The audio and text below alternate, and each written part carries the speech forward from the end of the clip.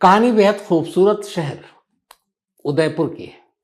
उदयपुर के करीब एक राजसमंद का इलाका है। 20 जनवरी, अभी 3-4 दिन पहले की बात है। पुलिस को एक मुखबिर से खबर मिलती है कि एक शख्स जो वेपन यानी कि हथियारों की तस्करी करता है, लोगों को बेचता है, उसके थ्रू उस डीलर तक पुलिस पहुंचती है, उसको गिरफ्तार कर लेती है। अब उससे पूछताछ होती है कि ये बता तूने कितने हथियार किन किन लोगों को बेचे या किन किन को दिए। अब वो अलग अलग नाम लेता है, पुलिस उनमें से सबको उठाना शुरू कर देती है। उसी में से वो एक और नाम लेता है और कहता है कि एक राहुल नाम का शख्स है जो राजसमंद में रहता है और उदयपुर के एक मंदिर में पुजारी है, और मैंने 4-5 साल पहले उसको एक पिस्टल दिया था।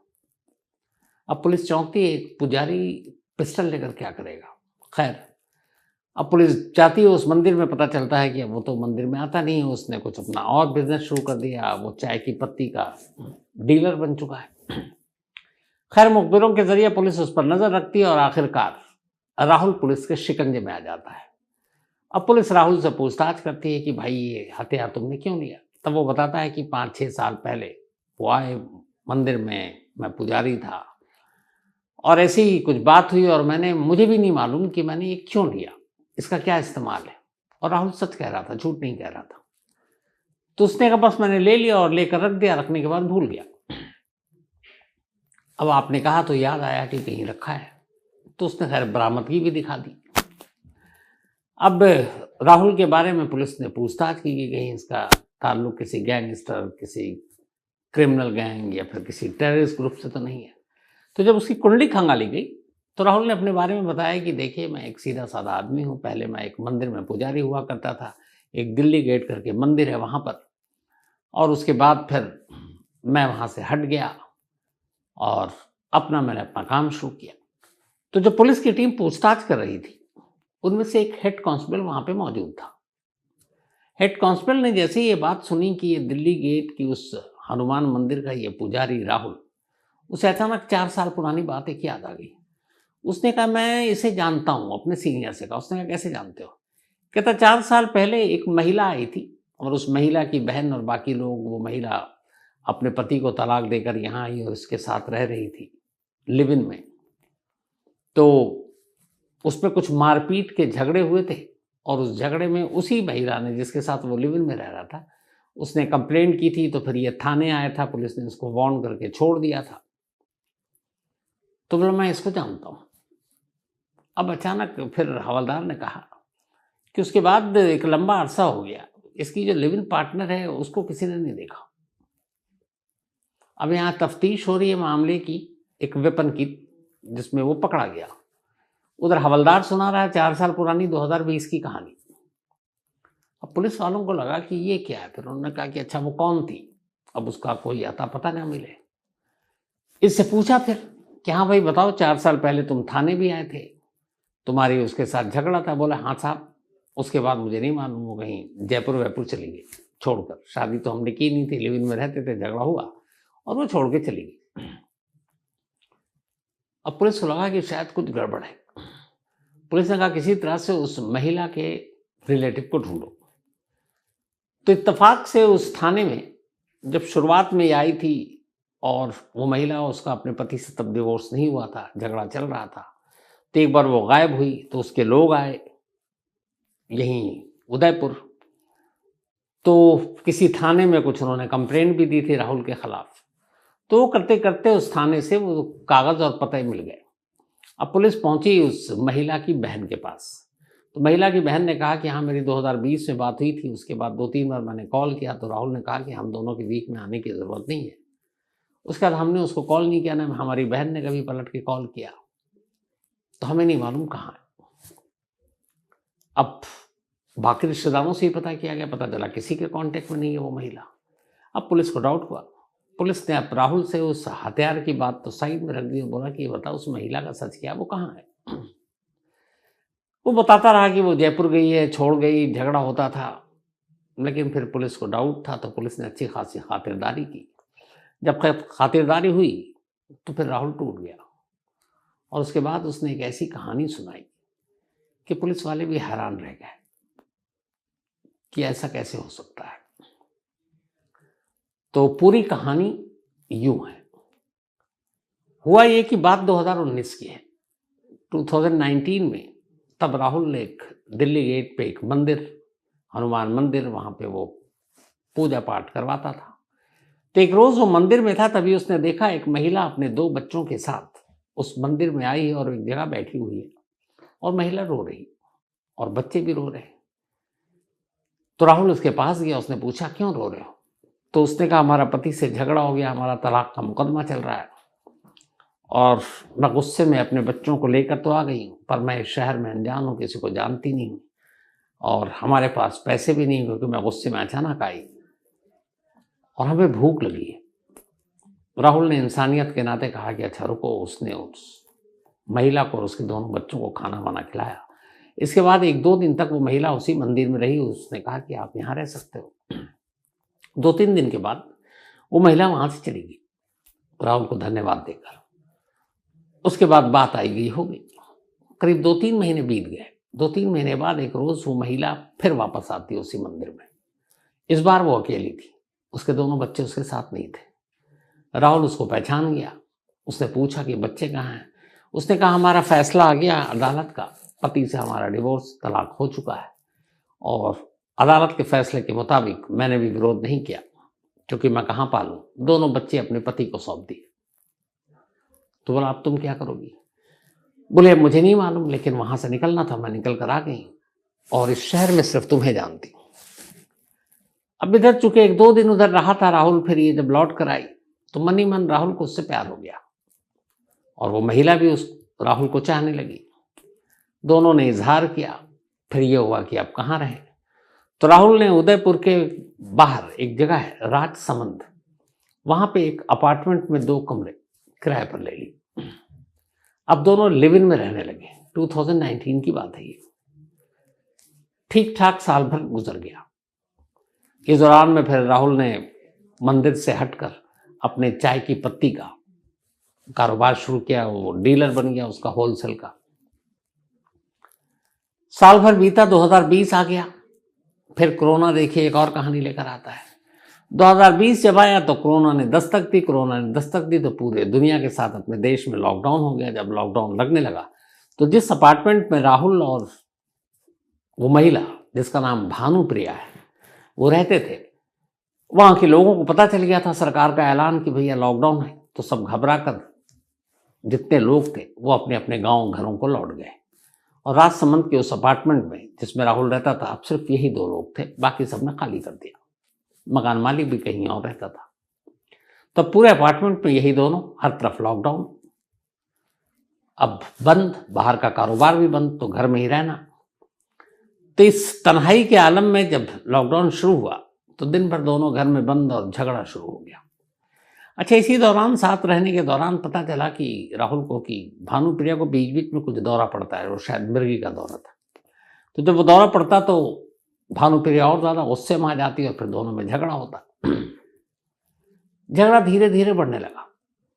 शायद उसकी वजह ये थी कि दोनों 24 घंटे साथ थे। तभी तारीख आई 20 मई 2020, 20 मई 2020, रात का वक्त था। खाना खाने के बाद किसी बात पे फिर दोनों में झगड़ा शुरू हो गया। झगड़ा लंबा खिंचता गया।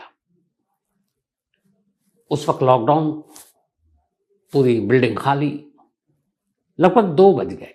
2 बजे तक दोनों झगड़ते रहे और इससे लंबे झगड़े के बाद राहुल को अचानक गुस्सा आ गया। उसने अपने दोनों हाथों से भानुप्रिया का गला दबाना शुरू किया और तब तक दबाता रहा जब तक कि भानुप्रिया की मौत नहीं हो गई।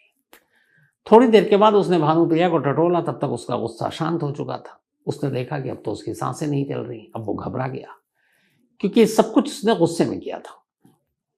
ज्यादातर ऐसे केसेस गुस्से में ही होते हैं।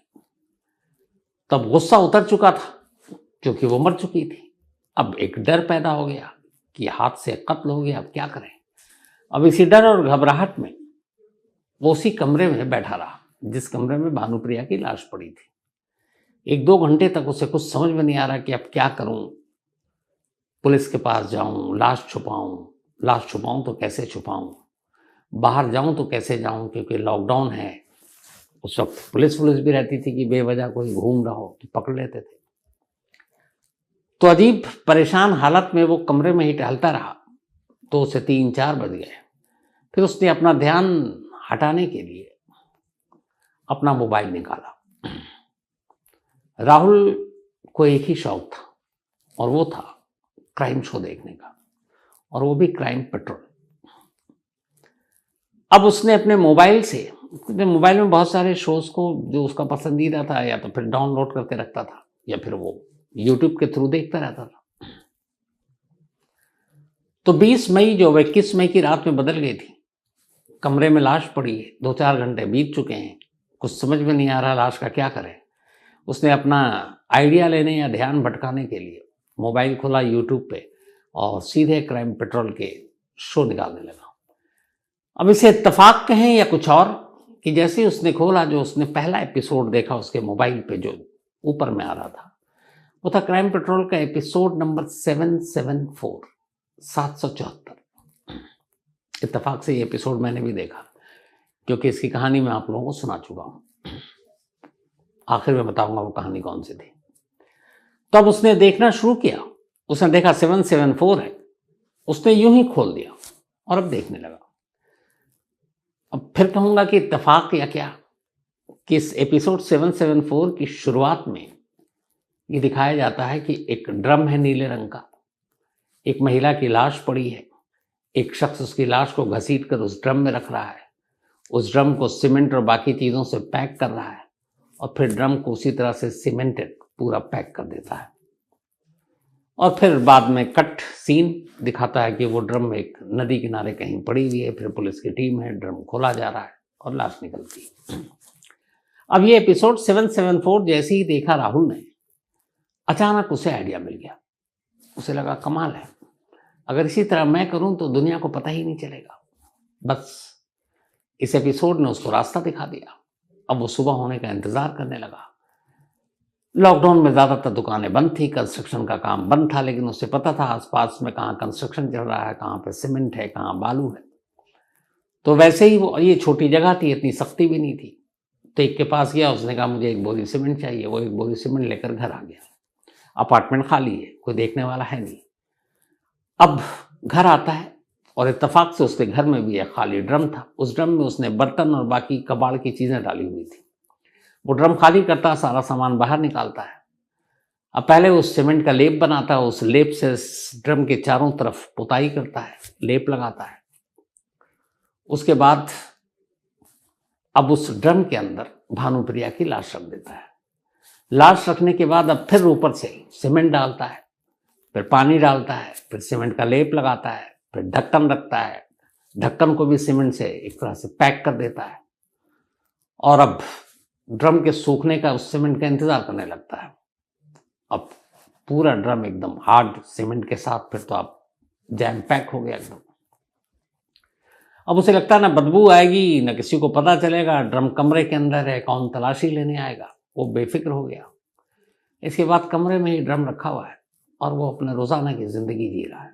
वहीं सो रहा है, वहीं खा रहा है, ड्रम रखा हुआ है। फिर वो बाहर जा रहा है, कहीं और जाता है। धीरे धीरे वक्त बीता, लेकिन फिर इस वक्त बीतने के साथ साथ उसके अंदर एक डर भी था कि हमने सब कुछ तो कर दिया है, लेकिन कभी ना कभी पुलिस मुझे ढूंढ लेगी। तो उस चीज से बचने के लिए, और चूंकि ये एक बहुत वक्त तक पूजा पाठ का काम किया, भगवान पर पूरी आस्था थी, तो अब ये अपने घर का दरवाजा बनकर अलग अलग मंदिरों में जाता, वहां जाकर प्रायश्चित करता, क्योंकि उसे एहसास था कि उसने क्राइम किया है। वहां जाकर मन्नतें भी मांगता कि ऊपर वाला मुझे पुलिस और कानून से बचा लो। तो ये मंदिर मंदिर भटकता, फिर वापस आता, अपना काम करता और फिर उसी घर में रहने लगता। जब वक्त बीतना शुरू हो गया, साल बीत गए, तो अब राहुल को लगा कि अब कोई कानून पुलिस उसका कुछ नहीं कर सकती, इस ड्रम का राज कभी बाहर नहीं आएगा। 1.5 साल अब बीत चुके थे। अब जून 2022 आ गया और ये बात है 2020 मई की। तो लगभग 1.5 साल, बल्कि 1.5 साल भी नहीं, 2 साल। तो जून 2022 राहुल अपने गांव गया हुआ था। इस दौरान में अब मकान मालिक आया हुआ था और अपना उसका एक कमरा था, वो उसमें रुका हुआ था। राहुल ने बस एक गलती की थी। गलती ये की थी कि उसने जब सीमेंट लाया और पूरे ड्रम में उसने लेप लगाया, तो ड्रम का जो पेंदा है, जो निचला हिस्सा है, उस पर उसने सीमेंट नहीं लगाया था। अब और वैसी लाश रखती। अब 2 साल हो गए, उस जगह पर पानी भी गुजरा, बाकी ड्रम पुराना भी हुआ, लाश से कुछ रिसाव भी हुआ होगा।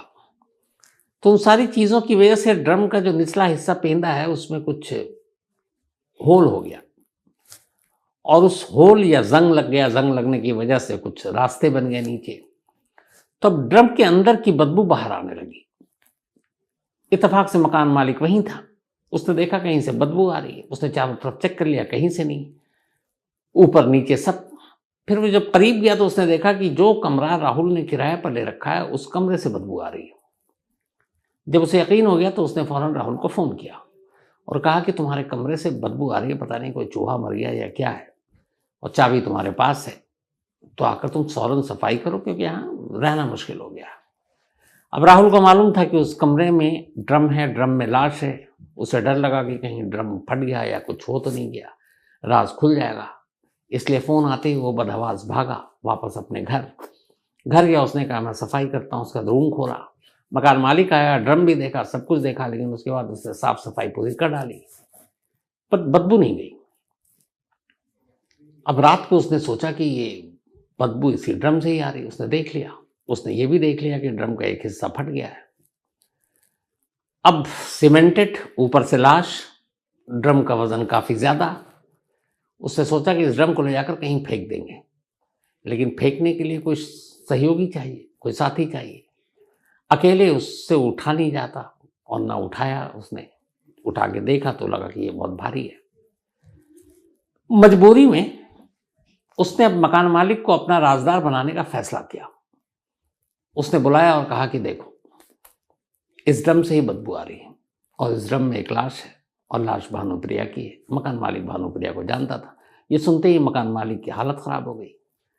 उसने कहा कि हम दोनों बच सकते हैं, इस लाश को ठिकाने लगा दे, क्योंकि पुलिस पूछेगी इतने साल से यहाँ लाश है, मैं तो बाहर भी था, आप यहाँ हो तो मैं बता दूंगा कि तुम भी इसमें शामिल थे। मकान मालिक भी घबरा गया। उसके बाद उसने कहा ठीक है।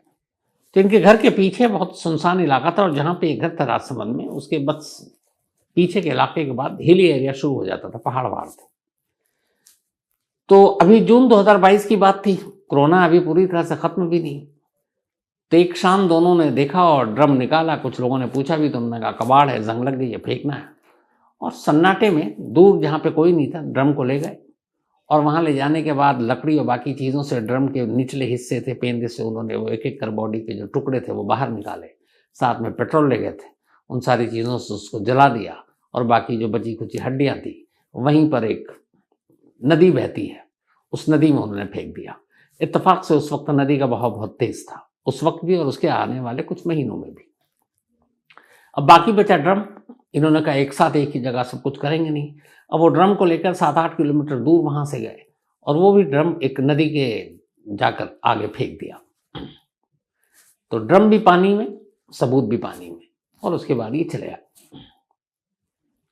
और उसके बाद आराम से रहने लगे। जून 2022, कत्ल करने के 2 साल के बाद ड्रम फेंका, और अब उसके बाद लगभग फिर 1.5 साल या 2 साल और बीत गया। अब 24 आ गया, और 20 जनवरी को पुलिस को खबर मिलती है कि एक बंदे के पास हथियार है।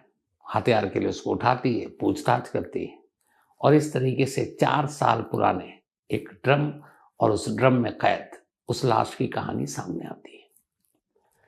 गिरफ्तारी के बाद बाकायदा राहुल से पूछा जाता है, और राहुल के जो शुरुआती स्टेटमेंट आया जब वो पकड़ा गया, तोते की तरह कह रहा, हाँ जी मैंने मारा, ऐसे किया वैसे किया, सब कहानी बता दी। पुलिस कस्टडी में पुलिस ने मीडिया के सामने पेश भी कर दिया।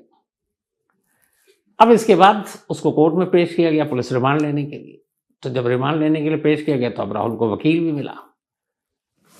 तो वही राहुल जो कुछ घंटे पहले तक मीडिया में कह रहा था कि मैंने मारा, जब कोर्ट में उससे रिपोर्टर ने पूछा कि आपने कैसे मारा, तो उसने कहा मैंने कब मारा, मैंने कोई क्राइम नहीं किया है, क्योंकि उसे उसी वक्त वकील ने कहा था कि उतना ही बोलो जितना मैं कह रहा हूँ। हर वकील यही करते हैं ताकि मुवक्किल का केस ढंग से लड़ सके। तो अब राहुल पलट गया 24 घंटे से कम वक्त में। अब वो कह रहा मैंने नहीं मारा। अब पुलिस के पास राहुल है और एक मकान मालिक है, इन दोनों के बयान है। सबूत के नाम पर कुछ नहीं है, न हड्डियां हैं न बाकी राख है। कुछ 4 साल लंबा अरसा होता है, इस दौरान में बारिश भी आई, पानी भी, बहाव भी तेज, वो ड्रम भी नहीं मिला है।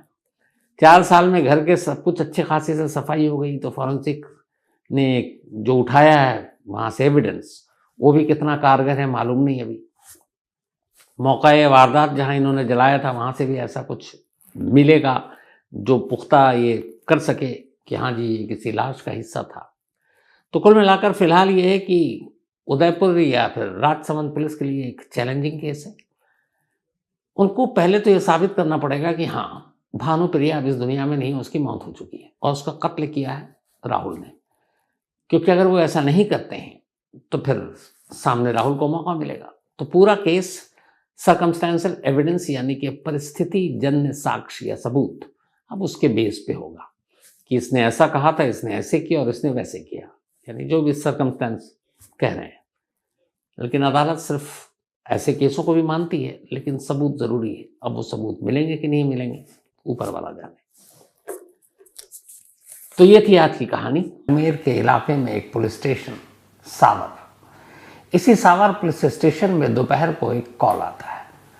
फोन करने वाला पुलिस को बताता है कि उस इलाके में, सावर के इलाके में एक कुआं है और उस कुएं में एक पोटली है और उस पोटली में एक लाश है, लेकिन उस लाश का सर गायब है।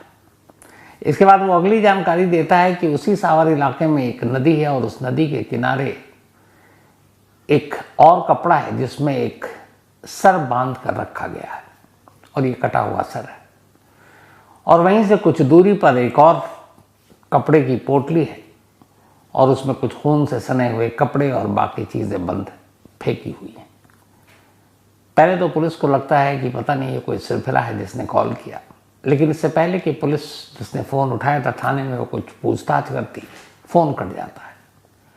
अब चूंकि खबर ऐसी थी कि पुलिस वालों का फ़र्ज़ था कि उस फ़ोन कॉल को चेक करे और उसकी बताई हुई चीज़ों को जाकर मौके पर देखे, तो पुलिस की एक टीम सावर इलाके में पहुंचती है। सबसे पहले वो एक कुएं के पास जाती है जिस कुएं का उसने नक्शा बताया था। वहाँ पुलिस झांक कर देखती है एक कपड़ा कुएं के अंदर पड़ा हुआ था। गांव वालों की मदद से उस कपड़े को बाहर निकाला जाता है। कपड़ा वजनी था, उसके अंदर कुछ बंधा हुआ था। जब बाहर निकाला गया तो देखा कि एक लाश है जिसका सर गायब है। इसका मतलब है फ़ोन करने वाले ने खबर सही दी थी। अब पुलिस उसकी जो दूसरी बात थी उसकी तस्दीक के लिए नदी के किनारे जाती है।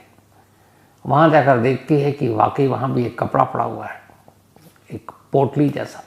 खोला जाता है तो उसमें एक सर मिलता है, लेकिन सर को देखकर पुलिस थोड़ी हैरान होती है, इसलिए कि उसका चेहरा जो था और सर के बाल बाकी चीज़ें, ऐसा लगा था किसी चीज़ से जलाने की कोशिश की गई है ताकि उसकी शिनाख्त ना हो।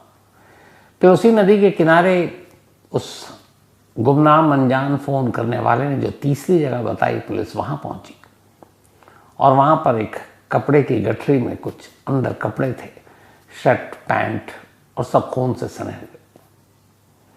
यानी फ़ोन करने वाले की बात सच थी।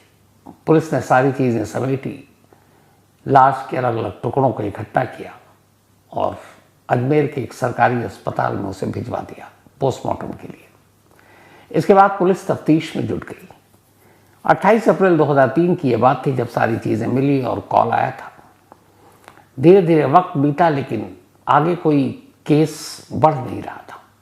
पुलिस ने गांव में आसपास लोगों से पूछताछ की, आसपास के थानों में पूछताछ की कि शायद कोई गुमशुदगी की रिपोर्ट हो, लेकिन कोई ऐसी जानकारी मिली नहीं। अब पुलिस अपनी तफ्तीश कर रही है, लेकिन मरने वाले की ना पहचान पता चल रहा है, ना उसका नाम पता ठिकाना, और ना ही कहीं कोई गुमशुदगी की रिपोर्ट दर्ज। आखिरकार जब 5 दिन बीत गए तब पुलिस को लगा कि इस कत्ल के केस को सुलझाने के लिए ज़रूरी है कि पहले मरने वाले की शिनाख्त हो। तो पुलिस ने लोकल न्यूज़पेपर में एक ऐड देने का फैसला किया। इसके बाद एक ऐड आता है और ये ऐड इस लाश के मिलने या लाश के टुकड़ों के मिलने के करीब 6 दिन बाद 28 अप्रैल 2003 को अलग अलग जगहों से 3 जगहों से ये सर और बाकी धड़ और ये सारी चीज़ें मिली। 6 मई 2003 को अखबार में एक विज्ञापन छपा। अच्छा, जब ये लाश बरामद हुई, पोस्टमार्टम हुई, तो पोस्टमार्टम में डॉक्टर ने एक बात बताई। उसने कहा कि जिसकी भी ये लाश है उसके बाईं आंख और जबड़े के बीच में कभी शायद किसी एक्सीडेंट की वजह से सर्जरी हुई थी और उसमें एक स्टील का वायर डाला गया था आंख के ठीक नीचे। तो वो चीज़ें पोस्टमार्टम के दौरान सामने आई। अब चूंकि चेहरा तो था नहीं, तो सिर्फ बगैर चेहरे के एक लाश की जानकारी देना उतना शायद कामयाब होता नहीं। तो पुलिस ने अपने विज्ञापन में बाकायदा इस चीज़ का भी जिक्र किया कि एक सरकटी लाश मिली है और ये कपड़े हैं, लेकिन उस शख्स के बाएं आंख के नीचे एक स्टील का तार मिला, वायर, जो शायद उसका कभी उसकी सर्जरी हुई हो। ये सारी जानकारी के साथ विज्ञापन दे दिया गया और पुलिस ने फिर पोस्टमार्टम के बाद उस लाश को एक लावारिस लाश के तौर पर अंतिम संस्कार कर दिया, लेकिन उसकी बाकी चीज़ें और तस्वीरें अपने पास सहेज कर रखी। अब इधर विज्ञापन दे दिया गया और पुलिस इंतजार कर रही है कि शायद कोई आ गया। धीरे धीरे वक्त बीता। तभी इस अजमेर से बहुत दूर एक किशनगढ़ इलाका है, मार्बल के लिए फेमस है ये जगह। तो वहीं पर एक शख्स रहा करते थे जिनका एक बेटा मार्बल का बिजनेसमैन था, मार्बल का कारोबार करता था और उनका नाम था दुर्गा प्रसाद। इत्तेफाक से दुर्गा प्रसाद की नज़र उस अखबार के विज्ञापन पर पड़ी। इधर हो यह रहा था कि दुर्गा प्रसाद का एक बेटा जो मार्बल के कारोबार में था, जिसका नाम भवानी शर्मा था, वो पिछले कुछ दिनों से गायब था। लेकिन दुर्गा प्रसाद को ये नहीं मालूम था कि उनका बेटा गायब। उसकी वजह ये थी कि दुर्गा प्रसाद का ये बेटा भवानी शर्मा, इसकी शादी हो चुकी थी, पत्नी निधि शर्मा थी और 2 बेटे थे। शादी के कुछ वक्त बाद तक तो सब कुछ ठीक था, लेकिन फिर भवानी शर्मा अपनी पत्नी और दोनों बच्चों को लेकर अलग रहने लगा और बाकी उसके जो दूसरे भाई थे, पिता, माँ, वो अलग रहती थी। तो आमतौर पर आना जाना भी कम था। कभी कभार पिता अपने बेटे को फ़ोन कर लेते या बेटा अपने पिता को फ़ोन कर लेता और दोनों एक दूसरे की खैरियत जान लेते। लेकिन इधर कई दिनों से फ़ोन भी नहीं आया। फिर चूँकि उनका अपना मार्बल का बिजनेस था, तो वो गोदाम पे जाया करता था। वहाँ के पुराने जितने एम्प्लॉई थे वो दुर्गा प्रसाद को जानते थे कि वो उनके मालिक के पिता हैं। तो अक्सर वो उस गोदाम पे अपने पुराने कर्मचारियों से भी बात कर लिया करते थे। तो उन्होंने फ़ोन करके एक दिन अपने बेटे की खैरियत जाननी चाहिए। तो गोदाम पे जो मुलाजिम था उसने बताया कि साहब, आपका बेटा यानी कि भवानी शंकर तो यहाँ आ नहीं रहे, कई दिन हो गए और ऐसा कभी नहीं हुआ था। लेकिन अब उनके पीछे में उनकी पत्नी निधि शर्मा लगातार गोदाम आ रही और सारे वो जो बिज़नेस है, जो भी डील होती है, जो खरीदने की चीज़ें होती हैं, तो वो सारे पैसे भी अपने साथ लेकर चली जाती हैं। तो एक तरह से पूरा कारोबार वही देख रही हैं। ये सुनकर दुर्गा प्रसाद को बड़ी अजीब लगता है, इसलिए कि बेटा गोदाम नहीं जा रहा और कहीं है नहीं, मोबाइल पर बात कर रहे हैं, मोबाइल बंद है। बहू के साथ उनके रिश्ते बड़े अच्छे थे नहीं। फिर भी जब उन्हें लगा कि कुछ सुराग मिल नहीं रहा, तो एक दिन उन्होंने अपने बेटे के घर पे फ़ोन किया। उनकी बहू ने फ़ोन उठाया, निधि ने। उन्होंने कहा कि भवानी कहाँ है, इधर कई दिनों से फ़ोन नहीं कर रहा है। तो निधि बताती है कि वो पता नहीं बिना बताए वे कहीं चले गए, कुछ छोटा मोटा झगड़ा हुआ, उसके बाद वो गुस्से में निकल गए। तो उन्होंने पूछा कि तुम आजकल गोदाम जा रही हो, तुमने बताया नहीं। उन्होंने कहा कि अब वो है नहीं तो मैं क्या करूँ, तो इसीलिए मैं जा रही हूँ। थोड़ी देर तक तो यही लगा दुर्गा प्रसाद को कि शायद पति पत्नी में झगड़ा हुआ। अक्सर ऐसा चीज़ें होता, पहले भी झगड़ा हुआ था, तो ऐसी कोई बात नहीं है। लेकिन 6 मई 2023 को अचानक जब वो घर पर थे और अखबार उनके घर पर आया, अखबार पढ़ते पढ़ते उस पुलिस के विज्ञापन पर उनकी नज़र पड़ी। उन्होंने जब उस विज्ञापन को पढ़ा तो एक चीज़ ने उन्हें चौंका दिया, और वो ये कि एक लावारिस लाश मिली है जिसका सर अलग, धड़ अलग, कुएं से धड़ मिला, सर तालाब के किनारे, और इस लाश की शिनाख्त नहीं है, चेहरा चूंकि जला हुआ है, लेकिन उसकी बाईं आंख के नीचे एक स्टील का वायर मिला है जो शायद किसी सर्जरी के दौरान उसको लगाया गया था। जैसे ही उन्होंने विज्ञापन में इस वायर की बात पढ़ी, अचानक उनका दिल जोर से धड़कने लगा। उसकी वजह ये थी कि दुर्गा प्रसाद के बेटे भवानी शर्मा के करीब 11 साल पहले एक रोड एक्सीडेंट में जबड़ा टूट गया था और बाईं आंख के नीचे चोट लगी थी। तो डॉक्टरों को वहाँ दिखाया गया राजस्थान में, उन्होंने दिल्ली रेफ़र किया, दिल्ली के सर गंगाराम अस्पताल में एडमिट किया गया और वहाँ सर्जरी हुई और उस सर्जरी के दौरान वही एक स्टील का वायर उसे लगाया गया था। अब विज्ञापन में यही बात थी, उन्हें लगा कि उनका बेटा गायब है, कहीं ऐसा तो नहीं है कि उसी की लाश थी। वो बुरी तरह घबरा गए। उन्होंने फ़ौरन अपने बाकी बेटों को खबर दी और कहा कि इस अखबार में जो पुलिस ने विज्ञापन दिया है, ऐड दिया, उसको पढ़ो। फिर उन्होंने फ़ौरन अपनी बहू निधि शर्मा को फ़ोन किया और उन्होंने कहा कि एक ऐसे ऐसे ऐड आया है और जो हुलिया उसमें बताया जा रहा है वो सारी चीज़ें भवानी से मिलती हैं, ऊपर वाला ना करे ऐसा हो। तो एक काम करते हैं, सभी फ़ौरन पूरे परिवार के लोग चलते हैं अजमेर के उस पुलिस स्टेशन में, सावर पुलिस स्टेशन में, जहाँ पे ये लाश जिस पुलिस ने बरामद की थी और जिनके ज़रिए ये अखबार में ऐड दिया गया है। सारे बेटे, उनकी बहुएं पहुँच गई, उनकी बेटियाँ पहुँच गई, लेकिन निधि नहीं आई। अब ये बड़ी अजीब बात थी कि जिस महिला का पति गायब है, पुलिस एक ऐड दे रही है, ससुर उनको बता रहा है और पूरा परिवार अब किशनगढ़ से वहाँ उस अजमेर के उस पुलिस स्टेशन में सावर में जाने की तैयारी कर रहा है और ख़बर देने के बाद भी निधि आई नहीं। तो क्या वजह हो सकती है? खैर, दुर्गा प्रसाद ने कहा कोई बात नहीं, वो नहीं आ रही, हम ही लोग चलते हैं, उसको रास्ते से पिक कर लेंगे। ये लोग निकलते हैं और फिर निधि के घर पहुंचते हैं, यानी वो अपने बेटे के, और उसके बाद वो निधि को पिक करके और पूरा परिवार अलग अलग गाड़ियों में अजमेर के सावर पुलिस स्टेशन में पहुंचता है। जब वहाँ वो जाते हैं तो पुलिस वाले उनसे पूछताछ करते हैं, तो बताते हैं कि हमारे बेटे की भी सर्जरी हुई थी और एक स्टील का वायर लगा था बाईं आंख के नीचे। लेकिन पुलिस वाले कहते हैं कि ये सिर्फ एक चीज़ तो काफ़ी नहीं है। तो उन्होंने कहा कि देखिए, जहाँ तक मुझे पता है, जिस डॉक्टर ने दिल्ली के सर गंगाराम अस्पताल की ये सर्जरी की थी, मैं उनका नाम और नंबर आपको दे रहा हूँ, आप उनसे बात कीजिए। पुलिस वालों ने फ़ोन मिलाया, डॉक्टर से बात की। डॉक्टर साहब ने कहा कि देखिए, ये जिस तरह की सर्जरी थी, ये इंडिया में हर अस्पताल में होता नहीं और बहुत कम इस तरह के केसेस आते हैं। मैंने कुल 3 इस तरह की सर्जरी की है जिसमें स्टील के वायर लगाए हैं और उनमें से एक भवानी है जिसकी आप बात कर रहे हैं, भवानी शर्मा। तो पुलिस ने कहा कि हो सकता है आपने कहा हो, लेकिन ये बाकी किसी और का हो, भवानी ना हो, कोई और हो जो 3 लगाया।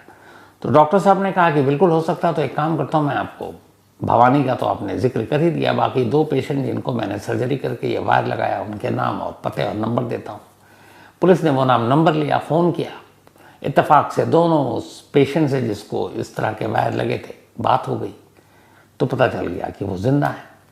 यानी अब घूम फिर कर मामला आ गया भवानी शंकर पर कि क्या ये जो लाश बरामद हुई, जिसका सर गायब है, धड़ अलग मिला है, ये भवानी शर्मा की ही तो नहीं है। अब चूंकि अंतिम संस्कार हो चुका था, सिर्फ तस्वीरें थी और पूरा परिवार अब वहीं पर है और परिवार को अब लग चुका कि जिस चीज़ का उन्हें डर था शायद वही हो रहा है, ये लाश भवानी की है। तभी पुलिस वालों ने कहा कि चलिए, लाश के साथ हमने उस मौके से मिले कपड़ों को भी संभाल कर रखा है क्योंकि केस प्रॉपर्टी है, तो मैं आपको दिखाता हूँ, शायद और कंफर्म हो जाए कि ये भवानी की ही लाश है।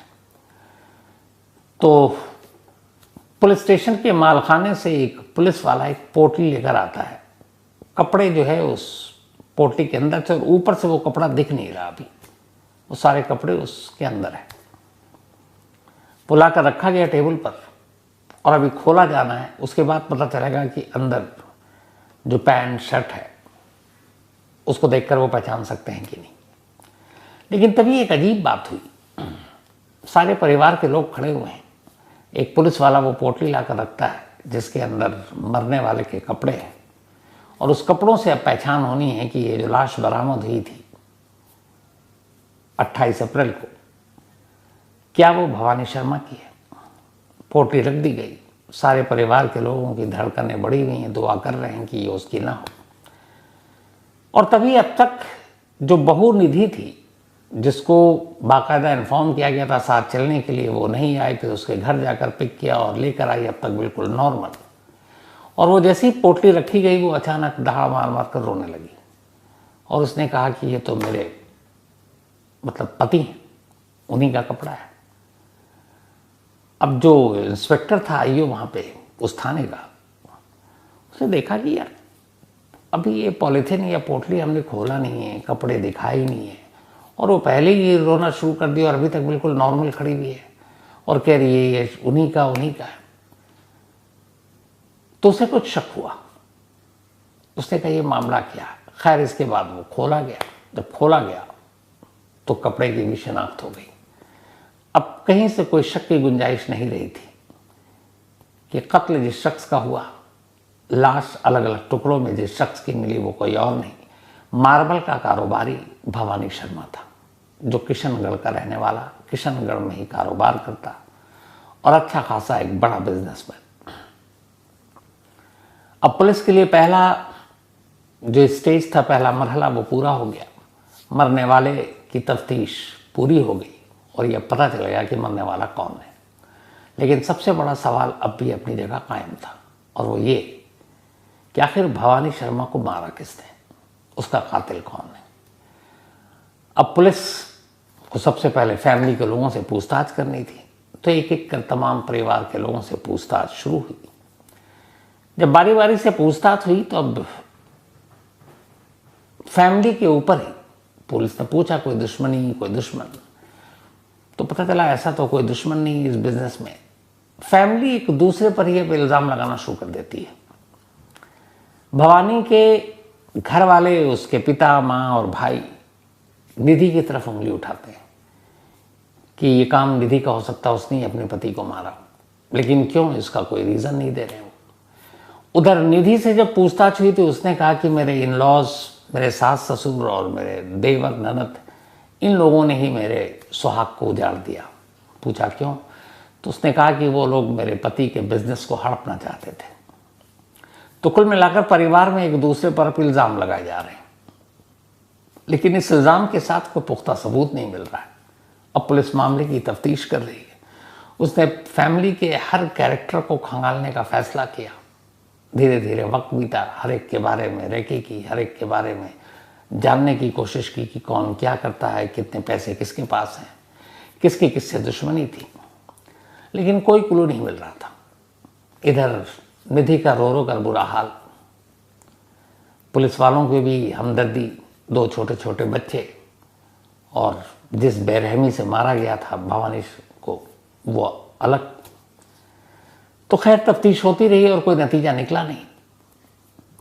अब पुलिस ने जब हर एक कैरेक्टर की जांच शुरू की तो जो इन लॉज की तरफ के लोग थे वहां से कोई ऐसी एक भी चीज नहीं मिली जिससे उन पर शक जाए। अब जब निधि और उसकी फैमिली की तफ्तीश शुरू की तो पुलिस वालों को कुछ अजीब अजीब बातें पता चली। असल में पुलिस को तफ्तीश के बाद एक डायरी मिल गई। जब उन्होंने घर में कुछ चीज़ें छानबीन भी की तो एक डायरी मिली भवानी की। भवानी को डायरी लिखने का शौक था, तो उसने उस डायरी में अपनी और अपनी पत्नी के रिश्तों के बारे में अक्सर लिखा था कि आज मेरा झगड़ा हुआ, एक दिन गुस्से में निधि ने मुझसे डिवोर्स मांगा, एक दिन ज़बरदस्ती उसने मुझसे कहा कि नहीं कोर्ट चलो, वकील से मिलते हैं, डिवोर्स लेते हैं, हम अलग रहते हैं, एक दूसरे के साथ नहीं रह सकते। ये सारी बातें फिर वो लिखता कि मैंने उसको मनाया, फिर वो वापस आ गई। फिर एक दिन झगड़ा करके वो घर में बच्चों को दोनों छोड़कर मेड के हवाले करके चली गई। इधर उधर ढूंढ रहा था, 11 बजे आई। एक जगह डायरी में लिखा कि वो अक्सर घर से गायब हो जाती है और बहुत देर रात तक लौटती है। तो ये सारी जो डायरी में उसने लिखा ये सब कहानियां थी उसके और उसकी पत्नी के रिश्तों की। लेकिन उस डायरी से कहीं ये कोई सुराग और सबूत नहीं मिला कि मामला इस हद तक जाएगा कि एक कत्ल हो जाए, तो पुलिस के हाथ वहां भी खाली। अब पुलिस के पास शक के घेरे में तो बहुत लोग थे, लेकिन सबूत और मोटिव नहीं था कि क्या किया जाए। पुलिस तफ्तीश करती रही। फिर अचानक एक रोज पुलिस ने पाया कि जो निधि है, जब भी उससे पूछताछ होती है तो उसका एक भाई है, और वो भाई अक्सर निधि के साथ ही खड़ा हो जाता है, और जब पुलिस उससे कुछ इधर उधर के सवाल करती तो वो बीच में टोकना शुरू कर देता। अब पुलिस ने भी चाल चली। पुलिस ने अपनी निधि, उसके भाई, निधि के पेरेंट्स, इन सब के बारे में उनके मोहल्ले के लोगों से पूछताछ शुरू की। इधर भवानी के माँ बाप से पूछताछ शुरू की, जो काम करते थे मेड उनसे पूछताछ शुरू की, जो गोदाम में काम करते थे उनसे पूछताछ शुरू की। तो जब ये सारी तफ्तीश हुई और पुलिस ने खामोशी से अपनी इन्वेस्टिगेशन को पूरी की, तो एक सच्चाई सामने आई, और वो ये कि भवानी और निधि के रिश्ते पिछले कुछ सालों से खराब थे। और उसकी वजह ये थी कि निधि को भवानी के ऊपर शक था कि उसके किसी और के साथ अफेयर है, और उससे भी ज़्यादा निधि को ये डाउट था कि आज या कल कभी शायद भवानी अपने भाइयों को, अपने पिता को ये सारा बिजनेस उनके साथ मिलकर करे या उनको दे दे, तो ये सारी चीज़ें हड़प लेंगे वो लोग। ये पता नहीं उसके दिमाग में कहीं से आ गया, और वो चाहती थी कि ये बिजनेस सारा उसके नाम पे कर दिया जाए। इसी बात को लेके बात इतनी बार जो लड़ाई हुई, उसमें एक जगह डायरी पे एक जगह उसने लिखा था, वो ये था कि निधि को मेरा घर जाना, मेरे माँ बाप से मिलना पसंद नहीं था, और मैं जब भी अपने पेरेंट्स से या अपने भाइयों से मिलकर लौटता तो वो मुझसे झगड़ा करती थी। तो जब इस बारे में घर वालों से पूछताछ हुई तो पता चला कि हाँ, वो बहुत कम आता था, और आता तो बड़ी खामोशी से आता था, क्योंकि उसकी बीवी को ये पसंद नहीं था कि वो अपने माँ बाप के घर जाए, अपने भाइयों से मिले, और उसको लेके अक्सर झगड़ा होता था। अब इन सारी सच्चाइयों को जानने के बाद पुलिस को एक ही शक और एक ही शख्स पर शक, और वो थी निधि। लेकिन निधि से जितनी बार भी पूछताछ करें वो सारी चीज़ें घुमा दे। निधि के खिलाफ डायरेक्ट कोई एविडेंस नहीं कि पुलिस उस पर हाथ डाले, क्योंकि फिर ये होता है कि जिस शख्स या जिस महिला के पति का कत्ल हुआ है, उसके कातिल को पकड़ने की बजाय पुलिस उसकी बेवा, उसकी विधवा को ही तंग कर रही है। और जिस इलाके जहाँ का ये मामला था, वहाँ ये चीज़ें बहुत बड़ी हो जाती हैं। तो पुलिस को बड़ा फूंक फूंक कर कदम उठाना पड़ रहा था। लेकिन तमाम तफ्तीश के बाद कोई और सुराग और सबूत मिला नहीं, और पुलिस को अब यकीन हो गया कि इस कत्ल के पीछे कहीं ना कहीं या तो निधि का हाथ है या निधि को इस कत्ल की साजिश की जानकारी है। तो एक रोज, क्योंकि निधि से लगातार पूछताछ होती रही, अब निधि एक महिला थी और साथ में बेवा भी, तो पुलिस ने अपनी चाल बदली। उसने एक रोज निधि को उसके भाई के साथ बुलाया, बोला आप अपने भाई को लेकर आइएगा। अब दोनों को लाया। उसके बाद निधि को पुलिस स्टेशन में बिठाया, भाई को दूसरी तरफ ले गए। अब वो चूंकि एक मेल और उसकी बातें भी अजीब अजीब थी। अब पुलिस ने भाई के साथ सख्ती करनी शुरू की। अंधेरे में तीर चलाया और कहा कि देखो, तुम्हारी बहन ने तो आधा सच बता दिया, अब तुम बता दो, और नहीं बताओगे तो तुम तो गए। और उसके बाद उन्होंने पुलिसिया अंदाज में जब उससे पूछताछ की तो पुलिस को भी यकीन नहीं था कि जो निधि अब तक टूट नहीं रही थी, उसका भाई उससे जल्दी टूट जाएगा। पुलिस के डर से और पुलिस के टॉर्चर से निधि का भाई टूट गया, और उसने कहा कि हाँ, मेरी ही बहन ने अपने ही हाथों से अपने सुहाग को मार डाला। अब जब भाई ने ये बताया तो फिर पुलिस ने निधि को बुलाया, उसके बाद भाई के सामने बिठाया। भाई ने वही बात रिपीट की। निधि के पास अब कोई रास्ता नहीं था। फिर निधि ने भी अपनी पूरी कहानी सुनाई।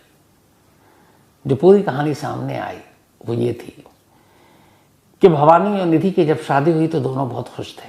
इसके बाद दोनों को 2 बच्चे हुए और ठीक ठाक परिवार। भवानी शंकर एक अच्छा बिजनेसमैन, मार्बल का कारोबार था। दोनों की ज़िंदगी ठीक चल रही थी।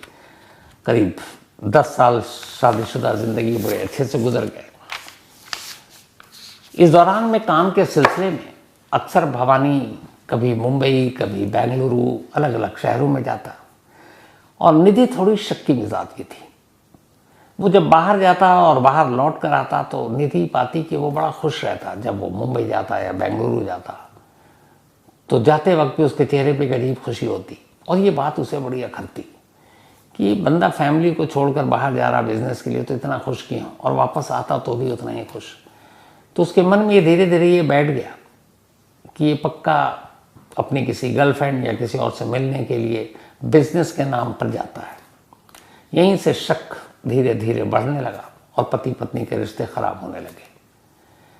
फिर अचानक इन जो रिश्तों के अलावा उसे ये था कि उसका पति अपने पेरेंट्स, अपने भाइयों के साथ बहुत ज़्यादा नज़दीकियाँ हैं उसकी, तो उसे लगता था कि कहीं ये सारा बिजनेस वो लोग हड़प न लें। तो उसने फिर दबाव बनाना शुरू किया और इस बात को लेकर झगड़ा होना शुरू हुआ कि तुम अपने घर वालों से दूर रहोगे। यहाँ तक कि शादी के बाद ये सब साथ रहते थे, लेकिन निधि की इस जिद और लड़ाई की वजह से मजबूरन भवानी को अपने पेरेंट्स का घर छोड़कर किशनगढ़ में एक अलग घर लेना पड़ा और वो अपनी पत्नी और 2 बच्चों के साथ अलग रहता। लेकिन जब भी मौका मिलता अपने माँ बाप से मिलने जाता, अपने भाई से मिलने जाता, और ये बात निधि को बर्दाश्त नहीं होती। तो यही चीज़ें चलती रही। जब ये बात चलती रही तो इसी दौरान में निधि ने एक बार उससे कहा कि ये सारा जो बिजनेस है तुम मेरे नाम कर दो। उसने कहा कि तुम कैसी बातें कर रही हो, और निधि को ये था कि इसकी कोई गर्लफ्रेंड है, ये शायद दूसरी शादी कर ले या फिर अपने घर वालों के पास लौट जाए और घर वालों के साथ बिजनेस करने लगे। तो धीरे धीरे वो रिश्तों वाली जो शक थी वो पीछे चली गई और लालच आगे आ गई। उसे लगा कि ये सारा आज या कल रिश्ते हमारे ख़राब हैं, कभी भी अलग हो जाएंगे, लेकिन ये बिजनेस मेरा हो जाए, मार्बल का पूरा कारोबार, बट कैसे होगा। तो लालच में वो इतनी अंधी हो गई कि उसने कहा कि अगर भवानी इस दुनिया में ना हो तो फिर उसके पीछे में ये सब कुछ तो मेरा ही होगा। और उसी दिन उसने तय कर लिया कि वो अपने सुहाग को अपने रास्ते से हटाएगी। उसके घर में एक ड्राइवर था और वो ड्राइवर जो है अपने मालिक का वफादार था। एक दौर में भवानी उसको मानता था, बहुत पुराना और वफादार ड्राइवर था। उसने उसे यहाँ तक कि एक गाड़ी लोन पर लेकर दी थी। उसी ड्राइवर के साथ निधि ने साजिश रची। उसने उसे लालच दिया कि देखो जो गाड़ी तुमको लोन पर लेके दिया, तुम्हें लोन चुकाने की ज़रूरत नहीं, वो सारे पैसे मैं भर दूंगी और उसके अलावा तुम्हें और पैसे दूंगी और तुम माला माल हो जाओगे, बस मेरा एक काम कर दो। धीरे धीरे उसे भरोसे में लिया और उसे पूरी साजिश बताई। उसने कहा कि तुम्हें मेरे पति का कत्ल करना है, पर मैं भी मदद करूंगी। इसके बाद एक रोज़ 2003 अप्रैल का महीना, और ये 27 अप्रैल की रात भवानी घर आया। उसे निधि ने जूस दिया। जूस में नींद की गोलियां थी। जूस पीते ही वो लगभग नींद के आगोश में चला गया। उसने कॉल करके अपने ड्राइवर को बुलाया। ड्राइवर आया। निधि और उसके ड्राइवर ने मिलकर लोहे के रॉड से उसके सर पर वार किया। फिर जब उसे यकीन हो गया कि मर गया तो उसकी लाश को लेकर बेसमेंट में गए। बेसमेंट में ले जाकर वहाँ उन्होंने उसकी लाश को पहले जलाने की कोशिश की, लेकिन फिर उन्हें लगा कि धुआं और ये सारी चीज़ें फैलेंगी, लोगों को पता चल जाएगा। तो उन्होंने फिर उस आइडिया को छोड़ दिया। उसके बाद भवानी के सर को अलग कर दिया धड़ से। सर लेकर छत पर पहुँचे। छत पर एक गैस पर रखकर उस सर के चेहरे को उन्होंने जला दिया और फिर उस सर को अलग पैक किया, धड़ को अलग पैक किया, खून साफ किया और कार में लेकर उसी रात दोनों लाश को लेकर किशनगढ़ के लिए निकल गए। उनका इरादा था ले जाकर नदी में सब कुछ फेंकना ताकि नदी के बहाव में कहीं और चला जाए, लेकिन रास्ते में उन्हें 2 जगहों पर नाकों पर पुलिस दिखाई दे गई। चूँकि मन में चोर था, पुलिस को देख कर डर गए, तो इसीलिए पास के ही एक नदी के किनारे जाकर उन्होंने पहले सर फेंक दिया। उन्हें यह था कि चेहरा तो जला दिया है, मिल भी जाए तो शिनाख्त नहीं होगी। और जो धड़ था उसको एक कुएं में डाल दिया। वो कुआं भी सुनसान जगह पर था। जो बाकी कपड़े थे वो भी उन्होंने फेंक दिए और फेंक कर चले गए। लेकिन ये सारी चीज़ें शायद छुपी रहती। एक अनजान और गुमनाम शख्स ने पुलिस को फ़ोन कर दिया। आज की तारीख में भी जो अजमेर के उस पुलिस स्टेशन में जिस शख्स ने फ़ोन किया था वो कौन था, ये पुलिस को नहीं मालूम। पुलिस ने कोशिश भी की, लेकिन उस शख्स का पता नहीं चला जिसने इस केस की मुखबिरी की थी। कौन हो सकता है वो, ये भी पता नहीं। तो खैर, इन सारे बयान के बाद पुलिस ने मामला दर्ज किया, ड्राइवर और निधि को गिरफ्तार किया। उसके बाद मामला अदालत में पहुंचा। साल भर के अंदर लोअर कोर्ट ने अपना फैसला सुनाया। 30 जुलाई 2004, यही वो तारीख थी, कोर्ट ने निधि शर्मा और उसके ड्राइवर को उम्र कैद यानी लाइफ इम्प्रिजनमेंट की सज़ा सुनाई। दोनों इस फैसले के खिलाफ हाई कोर्ट पहुंचे। हाई कोर्ट ने भी लोअर कोर्ट के फैसले को बरकरार रखा। हाई कोर्ट के बाद दोनों सुप्रीम कोर्ट पहुंचे। सुप्रीम कोर्ट ने भी उनकी उम्र कैद की सज़ा को बरकरार रखा। लेकिन चूंकि ये 2003-04 की बात है, उसके बहुत बाद जाकर उम्र कैद की सज़ा में हमारे यहाँ बढ़ोतरी हुई। अब तो कई बार उम्र कैद मतलब पूरी उम्र कैद हो जाती है, कई बार 20 साल लिखा जाता है। उस वक्त 14 साल की उम्र कैद हुआ करती थी। तो निधि और ड्राइवर दोनों ने उम्र कैद की सज़ा काटी। उधर उनकी गैर हाजिरी में चूंकि निधि ने अपने हाथ से अपने सुहाग को उजाड़ दिया था, माँ जेल जा चुकी थी, दोनों बच्चे अनाथ थे। दोनों बच्चों के उनके दादी दादा ने पाला, दोनों बड़े हुए, उन्हीं के साथ रहे। 14 साल की सज़ा काटने के बाद 2017 के आखिर या 18 के शुरू में निधि और ड्राइवर आज़ाद हो गए, क्योंकि उन्होंने सज़ा पूरी कर ली। उसके बाद आज़ाद होकर निधि वापस आती है और वहीं किशनगढ़ में एक घर लेती है, वहाँ रहती है। कहानी यहाँ ख़त्म नहीं होती। वहाँ रहने के बाद अब भी उसके मन से अपने पति की उस जायदाद को हासिल करने का जो लालच था वो जाता नहीं है। वो अपने दोनों बच्चों से अब लड़ती है, उस प्रॉपर्टी, उस जायदाद, उस बिजनेस को हड़पने के लिए जैसे उसने खुद पैदा किया था। लेकिन दोनों बच्चों ने जो कुछ देखा, बड़े हुए, दादा दादी ने पाला, उन्हें अपनी माँ की पूरी कहानी मालूम कि वो उसकी माँ थी जिसने उसके बाप का साया उसके सर से छीना है। तो दोनों बच्चों को अपने माँ से नफरत है। माँ ने पहले दोनों बच्चों पर भी डोरे डालने की कोशिश की, पर वो करीब नहीं आए। वो अपनी माँ से मिलना क्या, उनको देखना भी नहीं चाहते हैं। लेकिन फिर उसने अब कुछ केस किया जायदाद और बिजनेस को लेकर हड़पने के लिए, लेकिन वो एक सज़ा याफ्ता कैदी थी, तो वो केस कहीं ठहरा नहीं। लेकिन जो जानकार हैं और करीब से जानते हैं इस फैमिली को, उनका कहना है कि अभी कुछ वक्त पहले तक भी निधि शर्मा उस जायदाद के पीछे पड़ी थी जिस जायदाद के लिए उसने अपने पति का कत्ल कर दिया। इस दुनिया में कैसे कैसे लोग हैं। और कमाल देखिए उस दौलत का क्या, उससे अनमोल दौलत थे उसके 2 बच्चे थे, और वो 2 बच्चे वो जो अपनी माँ को देखना तक नहीं चाहते। कोई भी बच्चा शायद ना देखना चाहे जिस माँ ने अपने ही पति को अपने ही हाथों से मार डाला हो और अपने बच्चों को यतीम कर दिया हो। लेकिन माँ का लालच अभी तक नहीं भरा, और जो असली दौलत थी 2 बच्चे, उससे भी वो दूर है। तो ये थी आज की कहानी। बात 2012 की है। 2012 मई का महीना, 17 मई, तमिलनाडु में एक तमिल चैनल, चेन्नई में उसका स्टूडियो, और उस चैनल पर एक रियलिटी शो आया करता था। इस रियलिटी शो में अलग अलग सब्जेक्ट पर ऐसे कैरेक्टर को बुलाया जाता था, जैसे आप देखते हैं कई ऐसे शोज होते हैं। तो इसमें उस वक्त के जो हॉट टॉपिक होते हैं उसी से रिलेटेड कुछ लोगों को बुलाकर उनसे बातचीत की जाती थी।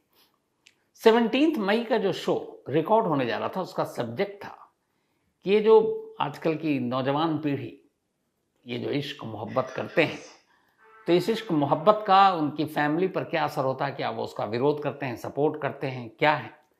तो अब टॉपिक ऐसा है कि पेरेंट्स कैसे ऑब्जेक्ट करते हैं, ऑब्जेक्शन करते हैं एक लड़का लड़की के प्यार के रिश्तों को। और वो उनकी उम्र भी अभी ज़्यादा नहीं होती है, बिल्कुल टीनेजर, 17, 16, 18 साल की उम्र में। तो ऐसे कुछ कपल को जो एक दूसरे से प्यार करते थे स्टूडियो में बुलाया गया, और कोशिश की गई कि उनके पेरेंट्स को भी बुलाएं, ताकि पहले इनकी जो राय है वो सुने कि लड़के क्या करें और लड़कियां क्या कह रही हैं कि एक दूसरे को प्यार करते हैं, एक दूसरे के साथ रहना चाहते हैं, बट अभी वो स्टूडेंट हैं, कोई कमाई का जरिया नहीं, कुछ नहीं, क्या क्या दिक्कतें आ सकती हैं। दूसरा पेरेंट्स भी हैं, जिनसे पूछा जाता है कि आप इनके प्यार के दुश्मन क्यों हो, इसकी वजह क्या है। तो 17 मई को ये शो रिकॉर्ड हो रहा था और इस शो में उस दिन एक लड़की को बुलाया गया जिसकी उम्र 17 साल थी। इस लड़की का नाम था भार्गवी। भार्गवी तमिलनाडु के विल्लुपुरम इलाके की रहने वाली थी। भार्गवी के साथ उसके एक बॉयफ्रेंड को ही बुलाया गया। अब भार्गवी की कहानी ये थी कि जब वो विल्लुपुरम अपने घर पर रहा करती थी तो उसको अपने उसी इलाके के एक लड़के से प्यार हो जाता है और उस लड़के के साथ वो काफी वक्त गुजारा करती थी। नाम था लड़के का सतीश। तो सतीश और भार्गवी प्यार करते थे, घर वालों को पता चला। तो एक टीवी रियलिटी शो पे ये धीरे धीरे खुल रहा है कि कैसे 4 साल पहले 3 कत्ल होते हैं और तीनों की लाशें एक घर के आंगन में दफन है। भार्गवी के जो पिता हैं उनका नाम है मुरुगन। मुरुगन को इन दोनों का रिश्ता पसंद नहीं आया और उसके बाद उन्होंने बेटी से अपने नाराजगी जताई और कहा कि अभी तुम्हारी उम्र कम है, पढ़ाई लिखाई पे ध्यान दो। और आइंदा उस लड़के के साथ देखा तो डांटा डपटा भी और फिर ये कहकर इन दोनों को अलग करने की कोशिश की। तो अब इस शो में भार्गवी को बुलाया गया, उसके बॉयफ्रेंड सतीश को बुलाया गया और साथ में उनके पेरेंट्स की क्या राय है, क्या ओपिनियन है, उसके लिए भार्गवी के माँ और बाप दोनों को बुलाया गया और दोनों खुशी खुशी आ भी गए। उनमें भार्गवी के जो फादर थे मुरुगन और उसकी माँ राजेश्वरी। अब शो शुरू होता है। शो के बीच में बातचीत चलती है, कैसे पहले शुरू में जो बिल्डअप होता है एक शो, आप दोनों कैसे मिले, कब इश्क हुआ, कैसे पता इश्क है, फ्यूचर क्या है, आपकी उम्र कम है, आप एक 17 की हो, एक 18-19 का है, कोई जॉब नहीं, नौकरी नहीं, फ्यूचर आगे में क्या होगा, ये चलता रहा। और फिर दूसरी तरफ पेरेंट्स से कि आपकी उन्हीं कपल से कि आपके पेरेंट्स की इसमें क्या मतलब रवैया रहता है। तो बता रहे हैं कि पेरेंट्स ऑब्जेक्शन करते हैं, डांटते हैं, डपटते हैं, धमकी देते हैं।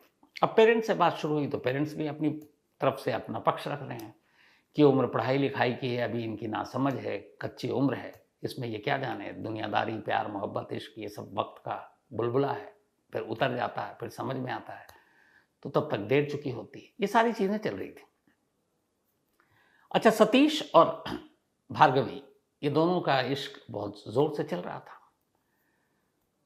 तो जब बाद में ऐसा हुआ कि उसके पिता ने उसके एक समझाने के बावजूद भार्गवी ने सतीश को नहीं छोड़ा, तो वो अपने पेरेंट्स का घर उसने छोड़ दिया और वो अपने माँ बाप से अलग रहने लगी। तो अब अलग रह रही थी और शो में बुलाया गया, पेरेंट्स भी आए। तो लास्ट में जो शो का होस्ट था, एंकर, उसने फिर समझाया, बीच में दखल, जब दोनों तरफ से फिर बहस शुरू हो गई तो उसने कहा कि ऐसा नहीं होता, आपके ये माँ बाप हैं, आपके अच्छे के लिए कह रहे हैं, अभी आपकी उम्र कम है, पहले पढ़ाई लिखाई, करियर पर ध्यान दो। फिर दोनों के बीच में समझौता कराने की कोशिश की होस्ट ने और इसी कोशिश के दौरान एंकर कहता है कि भार्गवी ये बेहतर होगा कि आप अपने माँ बाप के पास वापस चली जाओ, क्योंकि आपके माँ बाप आपके दुश्मन नहीं है, आपके भले के लिए कह रहे हैं, और फिर जब करियर में तुम या सतीश कुछ बन जाओ तो फिर अपनी ज़िंदगी शुरू करो। तो जब ये होस्ट कहता है, भार्गवी मना कर देती, वो बार बार कहता है, वो बार बार मना करती है। तो उसके बार बार कहने से कहती है, मैं किसी भी कीमत पे चाहे मर जाऊं, अपने फादर के घर नहीं जाऊंगी। अब जब वो जिद पर थी तो फिर होस्ट ने उससे पूछा कि आखिर तुम इतनी ज़्यादा क्यों सख्त हो कि तुम बार बार मना कर रही हो कि अपने फादर के घर नहीं जाऊंगी। जब उसने उसको बहुत ज़्यादा कुरेदना शुरू किया तो अचानक भार्गवी से मुंह से एक लाइन निकल गई। शो रिकॉर्ड हो रहा है ऑन, बिल्कुल कैमरे पे। उसने कहा कि मैं अगर गई अपने बाप के घर तो ये ठीक मुझे और मेरे बॉयफ्रेंड को वैसे ही मार देंगे जैसे 4 साल पहले इन्होंने 3 लोगों को मारा था। तब भी एक लड़का और लड़की प्यार करते थे, उन दोनों को मारा और उस लड़की के बाप को भी इन्होंने मार दिया। अब पहले जब बोला तो एंकर को कुछ समझ में नहीं आया, होस्ट को। उसने कहा तुम क्या कह रही हो? कह रही हाँ, और ये मुझे हमेशा धमकी देते हैं कि तू सुधर जा, अगर तूने सतीश से मिलना बंद नहीं किया तो तेरे को भी वैसे ही मार दूंगा जैसे उन तीनों को मारा। तो एंकर को लगा कई बार माँ बाप धमकी देते हैं, डराते हैं, उसके लिए कहते हैं कि देख तुझे भी मार दूंगा, उसे मारा था, ये होता है। तो एंकर को लगा कि भार्गवी यूं ही कह रही है, लेकिन फिर उसने कहा कि आपको पता है आप क्या कह रहे हो? इस वक्त एक रियलिटी टीवी शो पर बैठी हो और अब आप इल्ज़ाम लगा रहे हो कि आपके बाप ने 3 कत्ल किए हैं। वो कहती है हाँ मैं बिल्कुल कह रही हूँ, मैं अपनी बात पे कायम हूँ। तो उसने कहा आपने देखा? उसने कहा नहीं, मेरी माँ हमेशा कहती है। अब उसने माँ की तरफ उंगली उठा दी, राजेश्वरी उसकी माँ का नाम। उसने कहा कि कई बार मैंने कहा कि मुझे सतीश के साथ जीने दो, शादी करने दो, बट वो पापा मानते नहीं। और जब माँ से कहती हूँ तो माँ मुझे समझाती है कि ऐसा मत कर, बाप को गुस्सा मत दिला, वरना वो वैसे ही तुझे भी मार देंगे जैसे उसने 4 साल पहले 3 लोगों को मारा था। अब लाइव शो रिकॉर्डिंग चल रही है, बल्कि लाइव नहीं था, रिकॉर्डिंग चल रही है शो का, और ये बात भार्गवी कह रही है और उन दोनों के बारे में जो वहीं बैठे हैं, यानी उसके माँ बाप। जैसे ही उसने बोला तो राजेश्वरी ने बोला कि नहीं नहीं, मैंने जो भी कहा है मैं, लेकिन उन तीनों कत्ल की गवाह नहीं हूँ, विटनेस नहीं हूँ, मेरे सामने कत्ल नहीं हुआ है, लेकिन हाँ मुझे कई बार इन्होंने कहा तो मैंने भार्गवी से कह दिया। अब जब मुर्गन से पूछा गया तो उसने कहा कि ये पागल है, यूं ही बोल रही है, मेरे ऊपर इल्ज़ाम लगा रही है, प्यार में अंधे होकर अपने बाप के ऊपर झूठा इल्ज़ाम लगा रही है।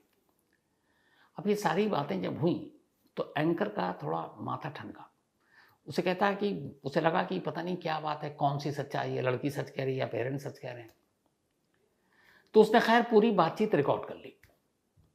उसके बाद इसने इस शो को होल्ड कर लिया। इसको ऑन एयर जाना था उसके 2-4 दिन बाद ही, बट उसने इस शो को ऑन एयर नहीं किया। उसने अपनी टीम से कहा, क्रू मेंबर से, कि एक काम करो, तुम वेलुपुरम जाओ और ये जो लड़की जिस गांव की है उस गांव में जाओ, और उस गांव में जाकर पता करो कि क्या 4 साल पहले, ये बात 2012 की है जब ये रिकॉर्डिंग हो रही थी, तो 2008 में इस गांव से कोई ऐसे 3 लोग हैं जो गायब हैं, क्योंकि ये 3 कत्ल की बात कर रही है। अब क्रू मेंबर पहुंच गया गांव जाने के बाद उन्होंने पूछताछ शुरू की, तो बहुत बड़ा गांव था नहीं, थोड़ी देर में उसे पता चला कि हाँ साहब, इस गांव से 2008 दिसंबर से 3 लोग आए, और उसने उन तीनों का नाम बताया। उनमें से एक का नाम था लावनिया का बॉयफ्रेंड सिलंबरसान, और लावनिया के पिता शेखर। अब जब ये बात पता चली तो क्रू मेंबर वापस आकर अपने एंकर और प्रोड्यूसर को ये बात बताता है कि साहब वहां से 3 लोग गायब हैं। अब इधर ये चूंकि रिकॉर्डिंग थी, रिकॉर्डिंग हो गई 17 मई को, सब लोग चले गए, उसमें मुर्गन भी चला गया जिसके ऊपर उसकी बेटी ने इल्ज़ाम लगाया था 3 मर्डर का। अब रिपोर्ट आ गई गांव से कि 3 लोग वाकई मिसिंग है, लड़की, इसका मतलब है जो भार्गवी है वो सच कह रही है। तो ये सारी चीज़ें जानने के बाद अब इस शो को ऑन एयर किया जाता है। 17 मई को ये रिकॉर्डिंग हुई थी और 28 मई 2012 को ये शो ऑन एयर जाता है, 28 मई 2012 को। अब उसमें ये सारी बातचीत थी जो मैंने आपको बताई। इस शो के ऑन एयर होने के बाद 28 मई को हुआ, उसके 3-4 दिन के बाद 1 जून को एक लेडी उसी गांव के पुलिस स्टेशन में जाती है और वहां जाकर एक रिपोर्ट लिखाती है कि मेरे पति शेखर और मेरी बेटी लावण्या ये पिछले 4 साल से गायब है, दिसंबर 2008 से। पुलिस वालों ने कहा कि तुम 4 साल बाद अब क्यों रिपोर्ट लिखाने आई हो? तो उसने कहा मैंने वो शो देखा, अभी रियलिटी शो जो वीकली टेलीकास्ट होता है, और उसमें मैंने देखा भार्गवी ये बोल रही, भार्गवी को मैं जानती हूँ, उसके पिता को मैं जानती हूँ, उसकी माता को मैं जानती हूँ, और उसने कहा कि 3 लोगों का कत्ल किया है, और वो कह रही है 4 साल पहले। और उसने कहा इत्तेफाक से वो 4 साल पहले से ही मेरे पति और मेरी बेटी गायब है, और मेरी बेटी का एक बॉयफ्रेंड भी था और वो भी गायब है। अब जब पुलिस ने ये सुना कि ये रियलिटी शो, तो पुलिस ने भी रियलिटी शो देखा। उसके बाद उसने चेन्नई के उस एंकर से कांटेक्ट किया जिसने ये शो होस्ट किया, उससे फिर पूरी सारी जानकारी ली। वो जो शूट टेप था वो सारा शूट टेप लिया, उसमें रॉ विजुअल लिए जो रॉ फुटेज थे, और ऑन एयर जो गया वो सारी चीज़ें अपनी कस्टडी में ली। अब पुलिस को लगा कि मामला वाकई गड़बड़ है, ये लड़की सच बोल रही है। अब पुलिस की एक टीम गांव पहुंचती है और वहां जब जाती है तो पता चलता है कि मुर्गन के घर में तो कोई है ही नहीं, उसकी बीवी और वो दोनों गायब हैं। अब पुलिस को शक और बढ़ता है। अब इत्तेफाक से इस लड़की ने, यानी कि भार्गवी ने, ऑन एयर शो में ये कहा था कि मेरी माँ हमेशा कहती है कि तेरे पिता भी तुझे वैसे ही मार देंगे जैसे 4 साल पहले 3 लोगों को मारा और फिर मारने के बाद घर के कुएं के पास ही दफना दिया, घर के अंदर। ये बात उसने कई बार रिपीट की थी कि उन तीनों का कत्ल करने के बाद मेरे ही घर में कुएं के पास गड्ढा खोदकर दफना दिया था। अब ये इंटरव्यू पुलिस ने भी सुना, रियलिटी शो का पूरा। अब घर पे कोई है नहीं, लेकिन भार्गवी मिल गई क्योंकि वो भागी नहीं थी। तो भार्गवी से पुलिस ने पूछताछ की, उसको लेकर घर आई। घर आने के बाद अब उस घर को खोला गया और उसके घर में एक कुआं था, कुएं के पास आंगन था। अब पूरे आंगन की खुदाई करनी शुरू कर दी गई। जब आंगन की खुदाई की गई तो अंदर से 3 कंकाल मिले। अब पुलिस को यकीन हो गया कि भार्गवी ने सच बोला था, लेकिन माँ बाप गायब हैं। अब पुलिस ने अपनी सारी टीम लगाई तो एक सोर्स से पुलिस को पता चला कि वो अपने एक दूर के रिश्तेदार के घर है, लेकिन अपना लोकेशन बार बार बदल रहा है। बट उस रिलेटिव का नंबर पुलिस को मिल गया जिसके पास वो लास्ट आया था मदद के लिए। तो अब यहाँ पुलिस ने फिर एक खेल खेला। पुलिस ने उस रिलेटिव को पकड़ा, लेकिन पुलिस बनकर नहीं, इसी चैनल, जो रियलिटी शो का चैनल था, उसी चैनल का एक रिपोर्टर बन के उसने कहा कि हम उस चैनल से हैं, ये पूरी स्टोरी आई जिसकी वजह से वो उनके खिलाफ ये सारा मामला आया है। तब उनका भी हम पक्ष रखना चाहते हैं कि वो पाक साफ हैं, बेगुनाह हैं, उन्होंने कोई कत्ल नहीं किया और उसे पता नहीं कि घर से कंकाल मिल चुके हैं। तो हम उनको प्लेटफॉर्म देना चाहते हैं ताकि उनका भी पक्ष रखें, तो फिर वो कानून से बच सकते हैं। ये बात माँ बाप तक पहुँची। बाप को लगा कि ये ठीक है।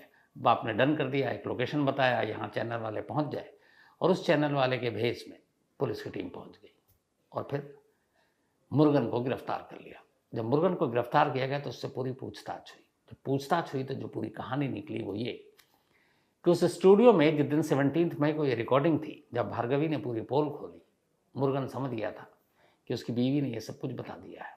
उसे लगा आप फंस जाएंगे, लेकिन शो खत्म होते ही, क्योंकि तब तक वो ऑन एयर हुआ नहीं था, उसे मालूम था कि अगर ये ऑन एयर गया तो पुलिस पकड़ लेगी।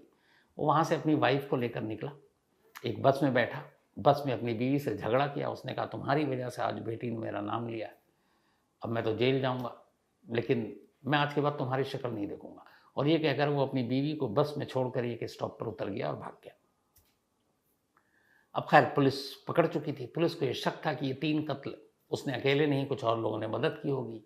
तो फैमिली के हर मेंबर से बातचीत की गई, लेकिन फिर पुलिस को जो पुख्ता सबूत मिला वो ये था कि तीनों कत्ल अकेले मुर्गन ने किए थे। क्यों किए उसकी कहानी भी उसने बताई। असल में मुर्गन एक फर्नीचर का काम था उसका, सोफा सेट स्पेशली वो बनाता था और ठीक ठाक काम होता था। तो उसी के इस फर्नीचर शॉप पे एक लड़का काम करता था जिसका नाम था सतीश, जो उसके दोस्त शेखर, बल्कि सतीश नहीं, सिलम बरसार, जो उसका एक दोस्त था शेखर की बेटी लावनिया। तो लावनिया उस सिलम बरसान से प्यार करने लगी जो मुर्गन के फर्नीचर शॉप पे काम करता था। अब लावनिया के पिता शेखर और मुर्गन पुराने दोस्त थे। इत्तेफाक से, अब चूंकि मुर्गन एक ठीक ठाक आदमी था, फर्नीचर शॉप था, बैंक वैंक ये सब लॉकर वॉकर में चीज़ें रखता था, तो शेखर के पास कुछ गोल्ड थे। तो उसने कहा कि मैं अपनी बेटी की शादी के लिए इसको जमा करके रखता हूँ, लेकिन घर से चोरी वोरी ना हो जाए। तो उसने भरोसे में और दोस्ती में वो सारे गोल्ड दे दिए मुर्गन को कि भाई तुम रख दो, जब ज़रूरत होगी ले लेंगे। उसने रख लिए। इस बीच में अब लावनिया और सिलम बरसान के इश्क की जो बातें थी वो लीक हो गई। तो शेखर ने उसे एक दिन कहा मुर्गन से कि भाई वो तुम्हारे यहाँ काम करता है, तुम समझाओ सीलम बरसान को कि वो ये प्यार मोहब्बत के चक्कर में मैं न पड़े, मेरी बेटी से अलग हो जाए। उसने कहा ठीक है।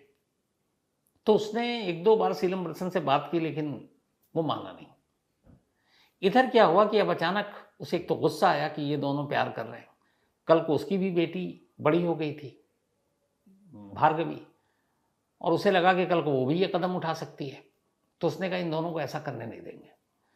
एक रोज उसने इन दोनों को घर बुलाया और उस दिन कोई नहीं था घर में।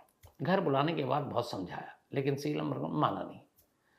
फिर उसने उनको बड़े प्यार से जाहिर भी नहीं होने दिया कि वो गुस्सा है। फिर उसने कहा अच्छा ठीक है खाना खाओ, और उसने खाने में जहर मिलाकर दोनों को दे दिया। दोनों की मौत हो गई। जब मौत हो गई तब उसने शेखर को फोन किया, शेखर को बुलाया अपने घर पे कोई नहीं था। और बुलाने के बाद अभी उसे पता नहीं कि इन दोनों का क्या हुआ। अब वो एक तीर से 2 शिकार करना चाहता था। उसने इन दोनों को इसलिए मार दिया कि कल को उसकी बेटी इस रास्ते पर न चले। फिर उसे ये था कि अब उसकी बेटी को मार दिया, बेटी की शादी का तो अब उसका कोई टेंशन नहीं रहेगा, पर उसके गोल्ड मेरे पास हैं, वो गोल्ड मेरे हो जाएंगे, तो उसको भी मार दो। तब उसने शेखर को बुलाया, शेखर को बुलाकर खूब शराब पिलाई। जब वो एकदम नशे में आ गया तो उसे भी वही जहर वाला खाना खिला दिया। तो एक ही दिन में 3 कत्ल उसने घर के अंदर किए। इसके बाद जब 3 कत्ल कर चुका तो घर के आंगन में उसने कुएं के पास एक गड्ढा खोदा और तीनों लाशों को उसी के अंदर दफन कर दिया। सब कुछ ठीक। बाद में जब राजेश्वरी के जरिए उसे पता चला, जिस बात का उसे डर था कि भार्गवी एक सतीश नाम के लड़के से प्यार करने लगी, तो उसने भार्गवी को बहुत डांटा, गुस्सा किया घर में, और फिर अपनी बीवी राजेश्वरी के सामने उसने कहा कि इसको समझा दो, अगर इसने किया तो मैं इसको वैसे ही मार दूंगा जैसे उन तीनों को मारा है। तब भार्गवी को कुछ समझ में नहीं आया था, उसे लगा डरा रहे हैं। लेकिन बाद में भी जब उसका मिलना जुलना जारी रहा और बाप को पता ना चले, तो माँ उसको यही डर के समझाती थी कि बेटी तू मत मिल उससे, वरना तेरा बाप तुझे सच में मार देगा और इसने 3 लोगों को मारा और यहाँ आंगन में दफन कर रखा है। तो उसे बाद में भार्गवी को एहसास हुआ कि नहीं, ये जो दफन कर रखा है ये कहानी नहीं, ये सच्चाई है। फिर उसे कहीं से ये बात पता चल गई लावण्या की, क्योंकि उसी गांव की थी, कि लावण्या और उसका बॉयफ्रेंड गायब है। लेकिन अब पुलिस ने पूछा जाकर जो शेखर है उसकी वाइफ से कि आपका पति और आपकी बेटी 4 साल से गायब है, और आपने पुलिस में इस शो को देखने के बाद 4 साल बाद आपने 1 जून को रिपोर्ट लिखाई, तो 4 साल आपने रिपोर्ट क्यों नहीं लिखाई? तो उसकी बीवी ने अपना जो बयान दिया वो और चौंकाने वाला था। उसने कहा कि असल में मुझे मालूम था कि मेरी बेटी लावण्या और सीलम बरसात ये दोनों प्यार करते हैं, और वो लड़का अच्छा, तो मेरी भी सहमति थी एक तरह से, लेकिन उसके पिता थोड़े नाराज थे शेखर। लेकिन फिर वो दोनों, मुझे लगा कि प्लान कर रहे थे कि कहीं अगर घर वालों ने मंजूरी नहीं दी तो भाग के शादी कर लेंगे। तो मुझे लास्ट में यही लगा कि वो दोनों भाग कर इन्होंने शादी कर ली, और जब मेरे पति को पता राजशेखर, तो वो भी चले गए और उन्हीं के साथ रह रहे। इसलिए मैंने पुलिस में रिपोर्ट नहीं लिखाई। लेकिन 4 साल बाद जब ये शो देखा और इसका नाम देखा, और जब भार्गवी को कहते देखा, तो मुझे लगा ये तो वही टाइम है जब मेरी बेटी और मेरा पति गायब हुआ था और उसका बॉयफ्रेंड, इसलिए आई थी।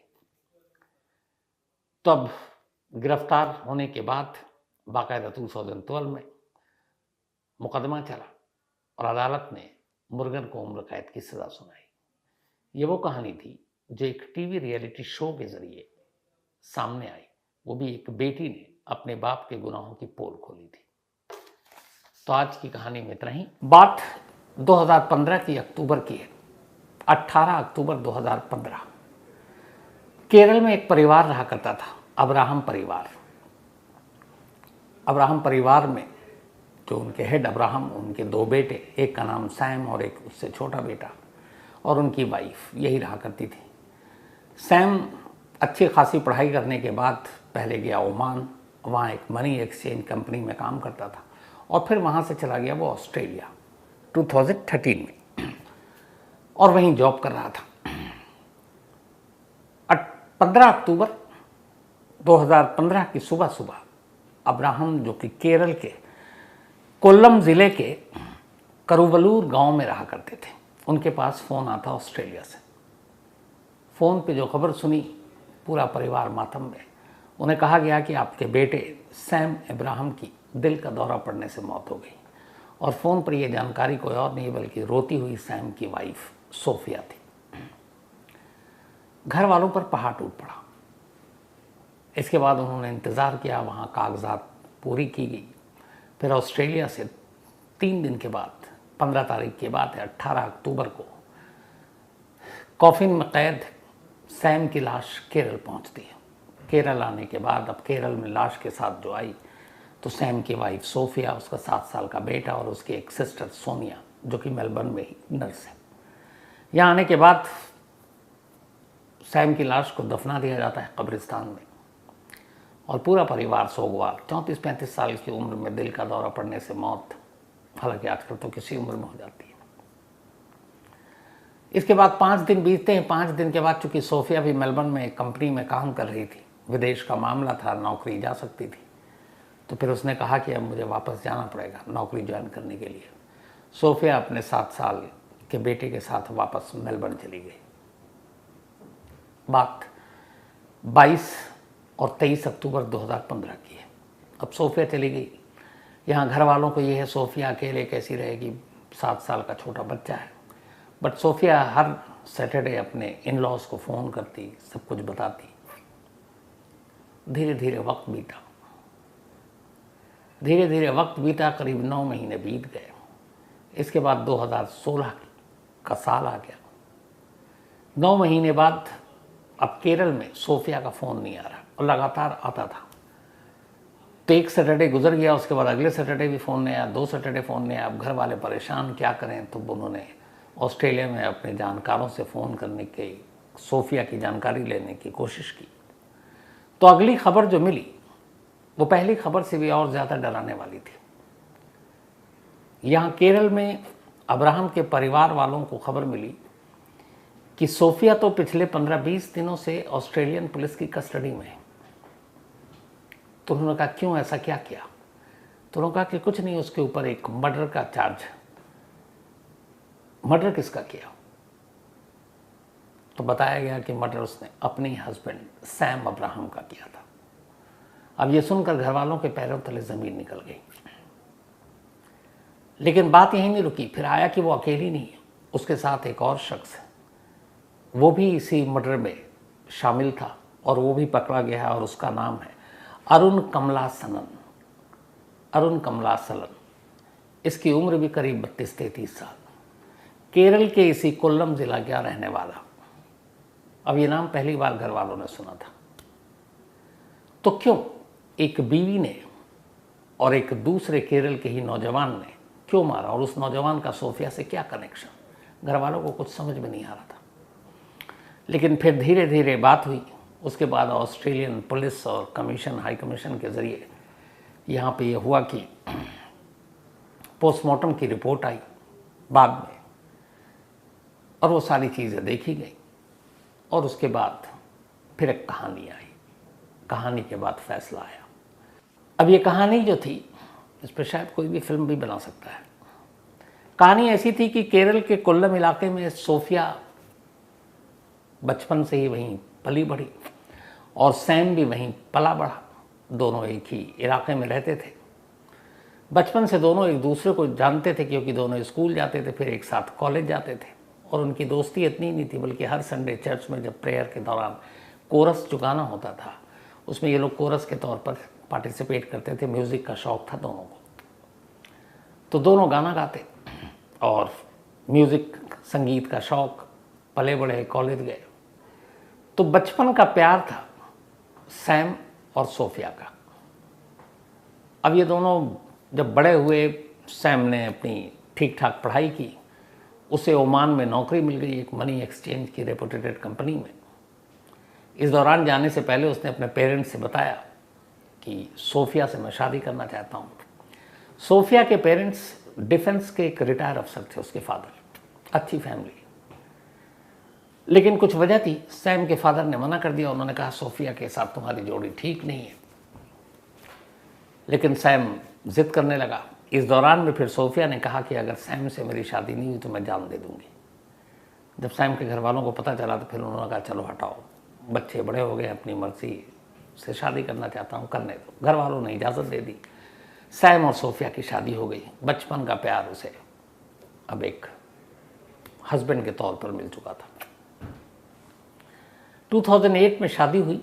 2008 में शादी के करीब 1-2 साल बाद सैम ओमान पहुंच जाता है जॉब के सिलसिले में, और इसके साथ फिर सोफिया भी जाती है। फिर कुछ वक्त के बाद सोफिया वहाँ प्रेग्नेंट हो जाती है, तो फिर वो वापस चली जाती है। 2009 की बात होगी, 9-10 की। आने के बाद वो एक बेटे को जन्म देती है। अब सोफिया की एक बहन सोनिया मेलबर्न ऑस्ट्रेलिया में रहा करती थी, वहाँ एक हॉस्पिटल में नर्स है। तो फिर उसने कहा कि अब मुझे ऑस्ट्रेलिया जाना है। बहन ने भी कहा आ जाओ, तुम्हारे लिए यहाँ जॉब है। चूँकि उसने MSc इन इलेक्ट्रॉनिक्स किया हुआ था, तो उसको ऑस्ट्रेलिया में मेलबर्न से जॉब मिल जाता है। जॉब लेटर मिलने के बाद वो अपने बेटे के साथ ऑस्ट्रेलिया चली जाती है, और तय ये होता है कि अब सैम भी ओमान से ऑस्ट्रेलिया शिफ्ट हो जाएगा। तो वो भी एक मनी एक्सचेंज कंपनी में बात करता है। और उसके बाद 2012 में सोफिया पहले अपने बेटे को लेकर मेलबर्न चली जाती है अपने सिस्टर के पास, और अभी सैम ओमान में है। 2013 में अब सैम भी पहुंच जाता है ऑस्ट्रेलिया। अब हस्बैंड वाइफ बेटा तीनों एक साथ वहाँ रह रहे हैं, दोनों जॉब कर रहे हैं, ज़िंदगी सब खुश, सब कुछ अच्छा चल रहा है। इसी दौरान लास्ट 2015 में 11 अक्टूबर से अक्टूबर का महीना था, छुट्टियों पे हर साल अक्टूबर में सैम अपने घर केरल आया करता था। तो अक्टूबर 2015 में भी घर आया और घर आने के बाद बड़ा खुश था, अपनी बीवी और बेटे दोनों को लेकर आया था, यानी सोफिया को। एक दिन उसने मजाक मजाक में अपने फादर से कहा कि मुझे लगता है कि मैं बहुत ज़्यादा जीऊँगा नहीं। तो उसके फादर को गुस्सा आया कि तुम्हारी इतनी यंग एज है, तुम ऐसी बातें कर रहे हो।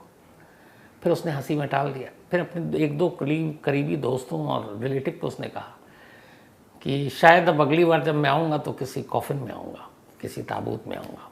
उन्होंने भी डांटा, वो हंसा और चला गया। 11 अक्टूबर 2015 की उसकी वापसी की फ़्लाइट थी, वो गया और वाकई उसके ठीक 3 दिन बाद 15 अक्टूबर 2015 को उसकी मौत की खबर आई थी। तो जो बातें उसने कही थी वो सच हुई थी, लेकिन सवाल ये था कि सैम को कैसे पता था और क्या कुछ ऐसा हुआ। तो अब ये तो कहानी का एक पार्ट है। एक बचपन की मोहब्बत स्कूल के दिनों से कॉलेज तक परवान चढ़ी, फिर दोनों ने शादी की, एक बेटा हुआ, केरल से ओमान पहुंचे, ओमान से ऑस्ट्रेलिया पहुंचे। लेकिन इत्तेफाक से जब ये शादी हुई और सोफिया और सैम दोनों एक दूसरे को प्यार करते थे, और वही सोफिया जो कहती थी कि अगर मेरी शादी सैम से नहीं हुई तो मैं अपनी जान दे दूंगी, जिसकी वजह से सैम के घर वालों ने उसकी शादी की। उसी सोफिया का एक और कहानी थी। कहानी ये थी कि बचपन का प्यार सैम था, लेकिन जब वो कॉलेज पहुंची तो उसका एक नया प्यार आया, और इस नए प्यार का नाम था अरुण कमलासनन। जब दोनों मास्टर कर रहे थे एमएससी इन इलेक्ट्रॉनिक्स केरल में, तब अरुण और ये दोनों करीब आए, दोनों की दोस्ती हुई। दोस्ती के बाद प्यार हो गया। ये दूसरा प्यार था सोफिया का। उसके बाद कुछ वक्त तक का ये प्यार रहा। फिर अरुण ऑस्ट्रेलिया चला गया और मेलबर्न में वो एक आईआईटी कंपनी में काम करने लगा। वहाँ जाने के बाद उसकी शादी हुई और उसके साथ उसका एक बच्चा हुआ। तो अपनी वाइफ के साथ वहाँ बिल्कुल ठीक ठाक खुश। अभी तक जब सोफिया की शादी हो गई, बेटा हुआ, सिस्टर थी मेलबर्न में, बट उसका शादी के बाद भी जो अरुण है उसके साथ कांटेक्ट ख़त्म नहीं हुआ था। दोनों व्हाट्सएप पे और बाकी बातचीत करते रहते थे। और सोफिया का ऑस्ट्रेलिया जाने के पीछे मकसद ही यही था कि अरुण वहाँ है, और इसीलिए उसने सैम को तैयार किया और उसने कहा हम ऑस्ट्रेलिया चलते हैं, वहाँ बेहतर लाइफ है। लेकिन इस अरुण नाम के कैरेक्टर के बारे में सोफिया का पूरा परिवार कोई नहीं जानता था। दोनों ने इस रिश्ते को इतना गुप्त रखा था। अब 2012 में सोफिया वहाँ पहुँच गई। 1 साल बाद पहुँचता है सैम। तब तक ये अपना एक अपार्टमेंट ले लेती है, लेकिन फिर भी इस तरीके से मिलती है कि कोई उसका परिचित, उसका जानने वाला कभी अरुण को ना देख पाए। अब उसके बाद जब सैम पहुँच गया तो मिलने में दुश्वारियाँ होने लगी। अब दोनों व्हाट्सएप पे लंबी लंबी बातें, फ़ोन, चैट सब करते। और फिर धीरे धीरे सोफिया को यह ख्याल आया कि ऐसे कब तक ज़िंदगी चलेगी। फिर उसने अरुण से बात की, और सोफिया की एक आदत थी, वो डायरी लिखा करती थी, और उसने अपनी डायरी में सारी भावनाएं लिख रखी अरुण के बारे में। वो डायरी एक सबूत है कोर्ट में जो पेश किया गया। वो डायरी सारे मलयालम में लिखी हुई थी, उसको फिर ट्रांसलेट किया गया इंग्लिश में। तो अब वो बात करने लगी कि कब तक ऐसे हम छुप छुप कर मिलेंगे। अब हमें लगता है कि हम दोनों को एक हो जाना चाहिए। अरुण भी तैयार, वो भी उसको उतना ही प्यार, लेकिन बीच में सैम का क्या करे। तो फिर दोनों ने मिलकर तय किया कि अगर सैम को रास्ते से हटा दें तो फिर हम दोनों की ज़िंदगी के बीच में कोई नहीं आएगा, और हम वैसे भी अपने देश से बहुत दूर ऑस्ट्रेलिया में हैं, यहाँ कौन पूछने वाला है। दोनों तैयार हो गए। फिर पहली बार इसी साल 2015 में फरवरी के महीने में एक मेट्रो स्टेशन के बाहर अपनी कार पार्क कर रखी थी सैम ने, और उसी कार की ओट में अरुण छुपा हुआ था, चेहरे पे नकाब था, और उसने उसको चाकू से वार किया था जो गर्दन पे और चेहरे पे लगा, लेकिन वो बच गया। बाद में पुलिस ने समझा कि ये चूँकि एक मनी एक्सचेंज कंपनी में काम करता है तो कुछ रॉबर्स लुटेरे होंगे। चेहरा पहचान में आया नहीं, लेकिन फिर वो पुलिस में कंप्लेंट दर्ज की। अब वो हादसे में बच गया। अब फिर से प्लानिंग शुरू हुई।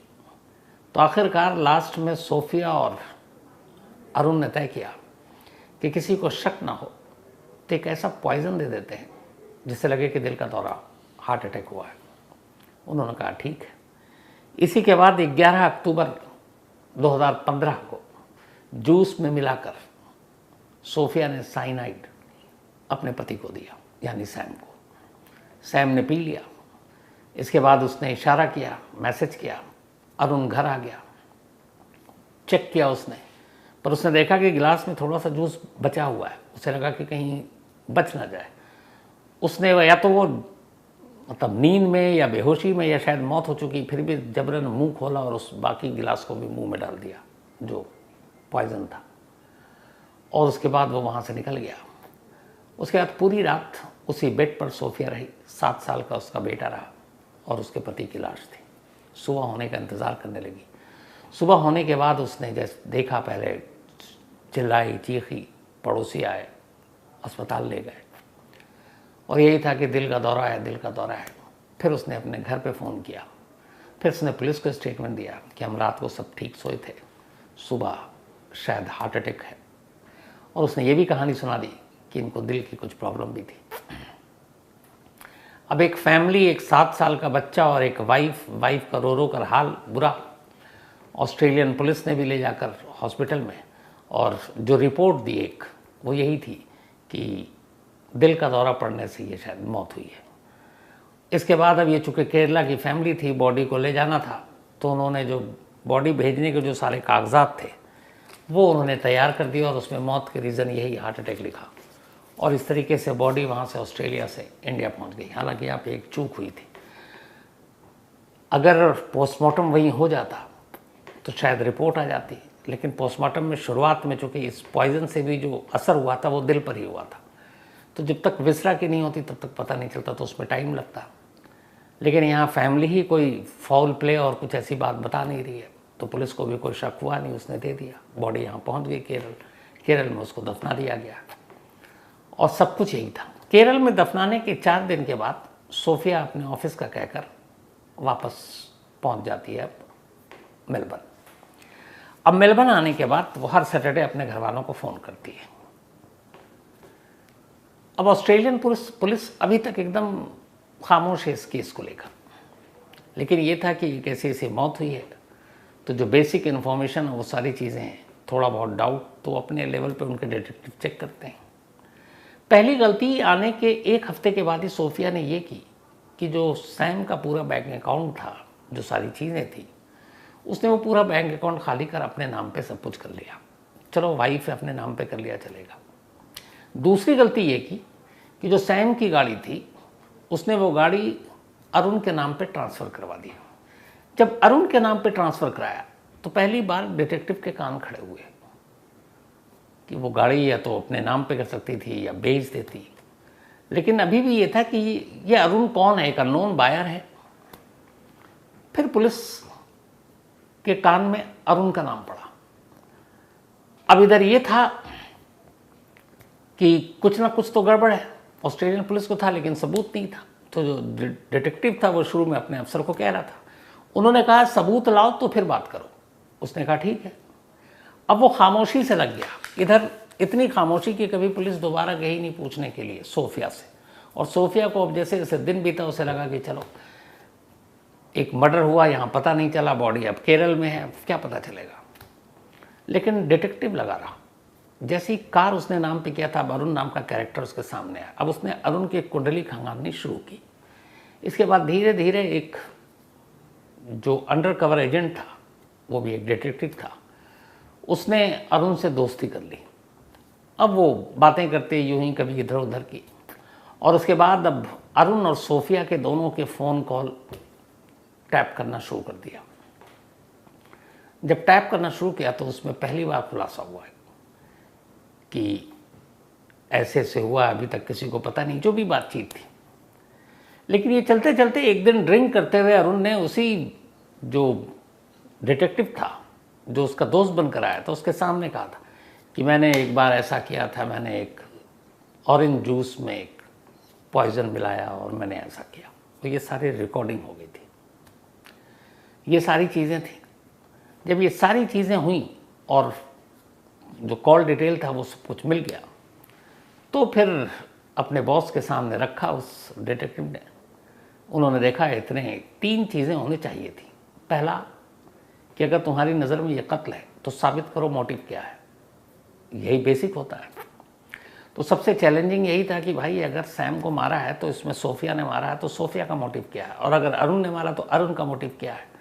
तो पहली चीज़, जब दोनों की बातचीत और व्हाट्सएप चैट और बाकी सारी चीज़ें इन्होंने जब ट्रैक करना शुरू किया तो मोटिव मिल गया। मोटिव ये कि दोनों एक दूसरे को प्यार करते थे। अब चूंकि दोनों शादीशुदा है तो जब तक सैम नहीं रास्ते से हटेगा तब तक ये दोनों नहीं मिलेंगे। तो यहाँ आया लव ट्रायंगल मोटिव। उन्होंने कहा कि अब मोटिव के अलावा वेपन, तो वेपन उसने एक दिन ड्रिंक खोल करते हुए बता दिया कि मैंने साइनाइड उसके उसमें डाल दिया था, जूस में। तो अब जब ये बात हुई तो फिर कहा गया कि ये तो मौत के बाद विसरा जांच से ही पता चलेगी। इसके बाद फिर कहा गया कि अब बॉडी का जो लाश ऑलरेडी वहाँ है और चूंकि क्रिश्चियन थे तो इनको तो दफनाया गया था, तो फिर उसको निकालकर उसकी विसरा जांच कराई गई। विसरा जांच में कॉज ऑफ डेथ पॉइजन आ गया। तो अब वेपन भी मिल गया, मोटिव भी मिल गया। इसी के बाद नेक्स्ट ईयर करीब 9 महीने बाद ऑस्ट्रेलियन पुलिस ने सोफिया और अरुण इन दोनों को अरेस्ट कर लिया। और जब अरेस्ट किया उस दौरान 15 दिन तक वो थाने में, घर से कांटेक्ट नहीं। इधर सैम के घर वाले परेशान क्योंकि उनका पोता वहाँ पे है उसी के साथ। और जब पहली बार पता चला तो उनके पैरों तले ज़मीन खिसक गई कि ये वही बहू है जिसने अपने ही सुहाग को मारा और फिर उसकी बॉडी के साथ ऑस्ट्रेलिया से केरल तक ट्रैवल किया, उसके अंतिम संस्कार में हिस्सा लिया और 4 दिन बाद अपने बेटे को लेकर वापस उसी ऑस्ट्रेलिया पहुंची। और कमाल की बात यह थी कि केरल और इस डिस्ट्रिक्ट में कोल्लम में और उसी कोल्लम के कुरुवलूर गांव में रहते हुए भी किसी भी फैमिली को, ना अरुण की फैमिली को ना सोफिया की फैमिली को, किसी को इस बात की भनक तक नहीं थी कि ये दोनों एक दूसरे को जानते हैं। और इनका प्यार करीब 10 साल पुराना था, लेकिन इस प्यार के बारे में किसी को भी कोई ज़रा सी भी खबर नहीं थी। तो जब अरेस्ट किया, सर्च वारंट लेकर पुलिस घर पहुंची तो फिर एक डायरी मिली और ये डायरी इस केस में सबसे अहम चीज़ साबित हुई। वो डायरी में हर रोज़ जब वो मिलती थी कोड वर्ड में वो लिखती थी उसके बारे में, अरुण के बारे में। और उस डायरी में उसने तमाम बातें लिखी, इश्क की, मोहब्बत की, कि तुम कैसे ऐसे छोड़ सकते हो, कैसे जा सकते हो। तो उस डायरी के करीब 100 से ज़्यादा पेजेस थे जिनको इंग्लिश में ट्रांसलेट कराया गया और फिर कोर्ट में रखा गया। वो जो रिकॉर्डिंग थी फ़ोन कॉल की वो रखी गई, जो चैट थे, मैसेजेस थे वो रखे गए, जो बैंक के और बाकी डॉक्यूमेंट्स थे, जो कार के डॉक्यूमेंट्स थे वो रखे गए। और इन सबको जब रखा गया उसके बाद विक्टोरिया की सुप्रीम कोर्ट ने ऑस्ट्रेलिया की अपना फैसला सुनाया और उन्होंने अपने फैसले में अरुण को 24 साल की सज़ा दी जबकि सोफिया को 22 साल की। और इन 24 सालों में ये था कि 24 सालों की जो सज़ा है उसमें 21 साल से पहले उसको पेरोल नहीं मिलेगी और सोफिया को 22 साल में ये था कि उसको 18 साल से पहले पेरोल नहीं मिलेगी। यानी 18 और 21 साल तक तो इनको जेल में रहना है। कोई भी किसी भी हालत में ये दोनों जेल से बाहर नहीं आ सकते, जैसे हमारे यहाँ ज़मानत होती है। तो उसमें लिखा है बाकायदा जजमेंट में कि 24 साल अरुण को, लेकिन 21 साल के बाद ही ये पेरोल मांग सकता है, और 22 साल सोफिया को लेकिन ये भी 18 साल के बाद पेरोल मांग सकती है। इस फैसले के दौरान सोफिया अदालत में गिड़गिड़ाई और उसने कहा कि मेरा एक छोटा सा बेटा है, आप मुझ पर रहम कीजिए। तब अदालत ने कहा था कि अफसोस की बात यह है कि इस क्राइम में अगर सबसे बड़ा कोई विक्टिम है तो वो तुम्हारा वही 7 साल का बेटा है, क्योंकि इसके बाप को तुमने छीन लिया और माँ को कानून छीनने जा रही है। अब अगले 22 साल तक तुम अपने बेटे से नहीं मिल पाओगी। तो सबसे बड़ा विक्टिम इस क्राइम का और जो पीड़ित है, जिसके साथ हमदर्दी होनी चाहिए, वो 7 साल का वो बच्चा है कि बाप भी गया, माँ भी नहीं है, और इसीलिए तुम्हारे साथ रहम की कोई गुंजाइश नहीं बनती। उस बच्चे को तब तक सोनिया, जो सोफिया की बहन थी नर्स, उसकी कस्टडी में वहाँ की अदालत ने दे दिया। अब केरल में उनका जो परिवार है उसने कहा कि हमें कस्टडी चाहिए अपने पोते की, अब्राहम फैमिली ने, और फिर उन्हें उस पोते की कस्टडी मिल गई। सोफिया और अरुण अब भी मेलबर्न की जेल में। तो ये थी आज की कहानी। कहानी अजीब इसलिए कि एक तरफ बचपन की मोहब्बत और फिर उस मोहब्बत के ज़िद और शादी, और दूसरी तरफ फिर एक कॉलेज की मोहब्बत, और उस कॉलेज की मोहब्बत को भी शादी के ज़िद में बदलने की सनक, एक कत्ल और एक साथ कई ज़िंदगी बर्बाद। तो ये थी आज की कहानी। कहानी कर्नाटक के गडक शहर की है, जो कि बेंगलुरु से लगभग 450 किलोमीटर दूर है। गडक शहर इस देश में एक नामी शहर के तौर पर जाना जाता है। उसकी वजह यह है कि हिंदुस्तानी संगीत में इस शहर का एक ऊंचा मकाम है। भारत रत्न पंडित भीमचंद जोशी इसी गडक शहर से आते हैं, और भीमसेन जोशी को कौन नहीं जानता। तो गडक की एक अलग पहचान पूरे देश में और दुनिया में करवाने में पंडित भीमसेन जोशी जी का भी बहुत बड़ा रोल रहा है। तो भारतीय संगीत का गढ़ रहा है। इसके अलावा अपने आप में बहुत खूबसूरत, बहुत शांत, बहुत शालीन ये शहर है। और इसी शहर में एक परिवार रहा करता था, परिवार बकाले फैमिली। बकाले फैमिली के मुखिया थे प्रकाश बगाले।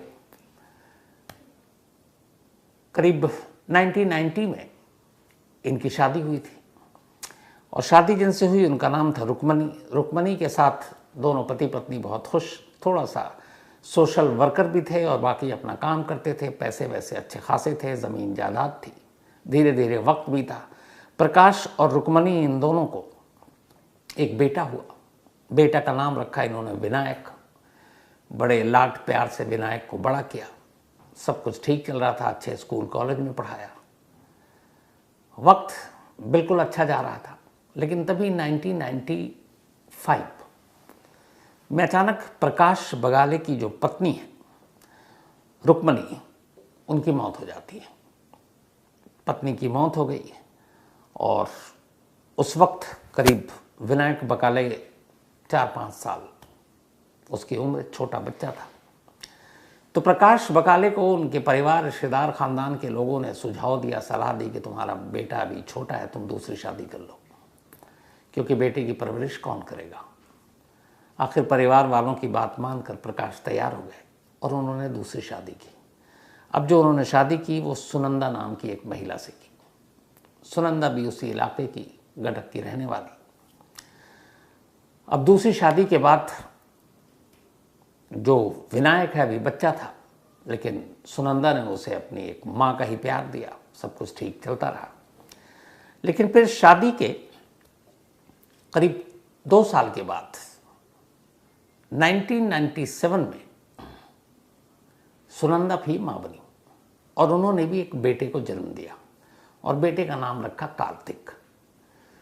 तो अब प्रकाश और उनकी दूसरी पत्नी सुनंदा और उनके घर में 2 बेटे, एक कार्तिक और एक पहली पत्नी से विनायक।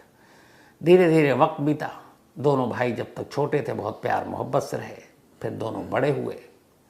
बड़े होने के बाद अब दोनों, चूँकि प्रकाश बकाले की अच्छी खासी प्रॉपर्टी थी, और फिर धीरे धीरे वो सोशल वर्कर थे। बाद में उन्होंने एक बीजेपी पार्टी ज्वाइन की, और गडक बेटगिरी शहर के जो म्यूनिसिपल कॉरपोरेशन है उसके वो वाइस प्रेसिडेंट भी बने गए।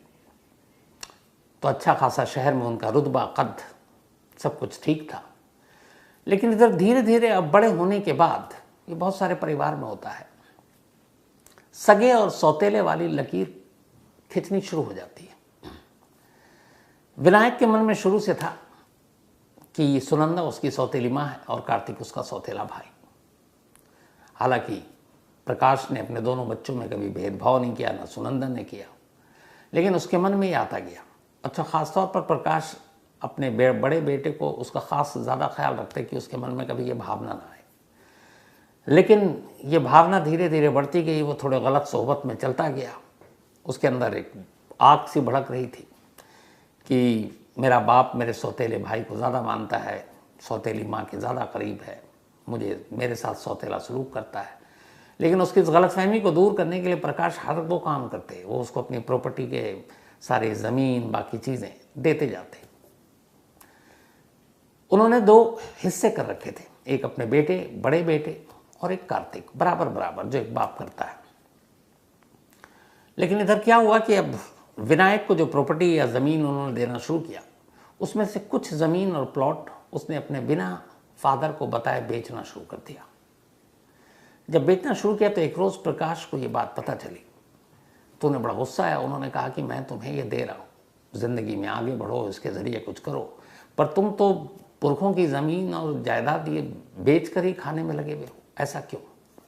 इस बात पे बाप बेटे में झगड़ा हुआ। विनायक ने घर छोड़ दिया, वो अलग रहने लगा उसी गडक शहर में। अब अलग रहने लगा, बात अब सौतेले भाई, सौतेली माँ और ये चीज़ें अब झगड़ा पैदा करना शुरू हो गई। लेकिन यहाँ तक ठीक था। इसके बाद धीरे धीरे अब विनायक के मन में अपने सगे बाप, सौतेली माँ और सौतेले बेटे के लिए इतनी नफरत भर गई कि उसे लगा कि बदला लेना है मुझे। उसके मन में ये भी लालच था कि ये सारी प्रॉपर्टी इन लोगों को ना चली जाए, और फिर ये भी था कि कार्तिक यानी कि उसके सौतेले भाई का इस पर कोई हक नहीं, और लेकिन वो प्रॉपर्टी का हिस्सा उसको भी मिलेगा क्योंकि वो बेटा है। यही सारी चीज़ें उसके दिमाग में चल रही थी। इसी दौरान में 14 अप्रैल, अभी 14 अप्रैल की बात है, विनायक इन सारी चीज़ों से परेशान, नफरत की आग सीने में लिए और बदला लेने की सोच रहा है। आखिर में उसने सोचा कि करोड़ों रुपए की ये प्रॉपर्टी है और ये क्यों जाए कार्तिक या उसकी माँ या फिर को। अगर उसके बाप की मौत हो जाएगी तो ये सब कुछ उसका होगा। बस इसीलिए उसने एक अंधा फैसला लिया। उसने कहा कि अगर मैं अपने बाप, अपनी सौतेली माँ और अपने सौतेले भाई को रास्ते से हटा दूँ तो ये सारी चीज़ें मेरी होंगी। अब उसने इसके ऊपर सोचना शुरू किया और आखिरकार 14 अप्रैल को वो एक शख्स से मिलता है। उसका नाम था फिरोज, उम्र 29 साल, उसी गडक का रहने वाला एक बैड कैरेक्टर, एक अपराधी। वो उसे जाकर कहता है कि मैं तुम्हें एक सुपारी देना चाहता हूँ, 3 लोगों की सुपारी है और 3 लोगों को मारना है। बातचीत होती है, डील तय होती है 65 लाख रुपए में, 65 lakhs।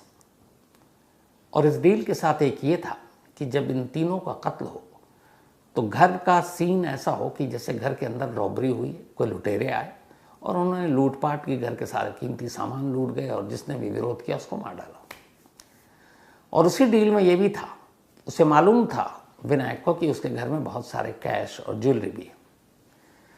उसने जिसको सुपारी दी यानी फिरोज को, उससे ये कहा कि जब घर में तुम लूटपाट करोगे तो घर के अंदर से जितने भी कैश मिले, ज्वेलरी मिले, वो तुम्हारे होंगे। वो इस सुपारी के 65 लाख रुपए से अलग है, एक तरह का बोनस है।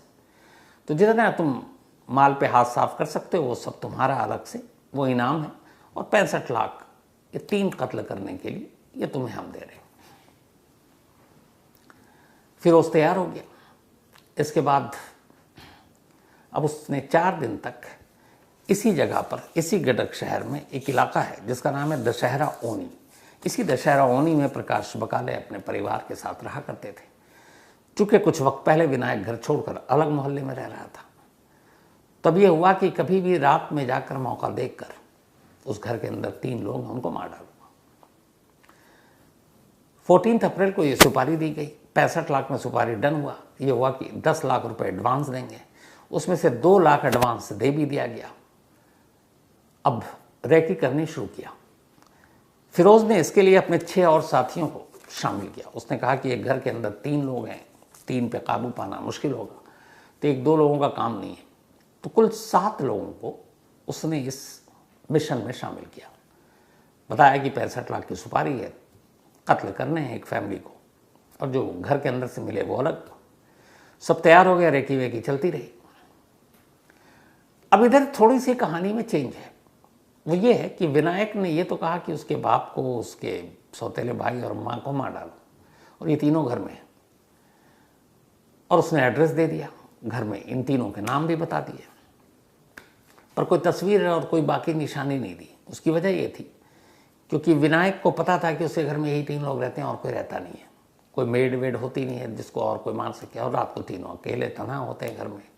तो इसकी उसको ज़रूरत ही नहीं लगी, ना उसने दिया ना फिर उसने मांगा, बस उसे वो घर दिखा दिया, घर में घुसना और कत्ल करना है।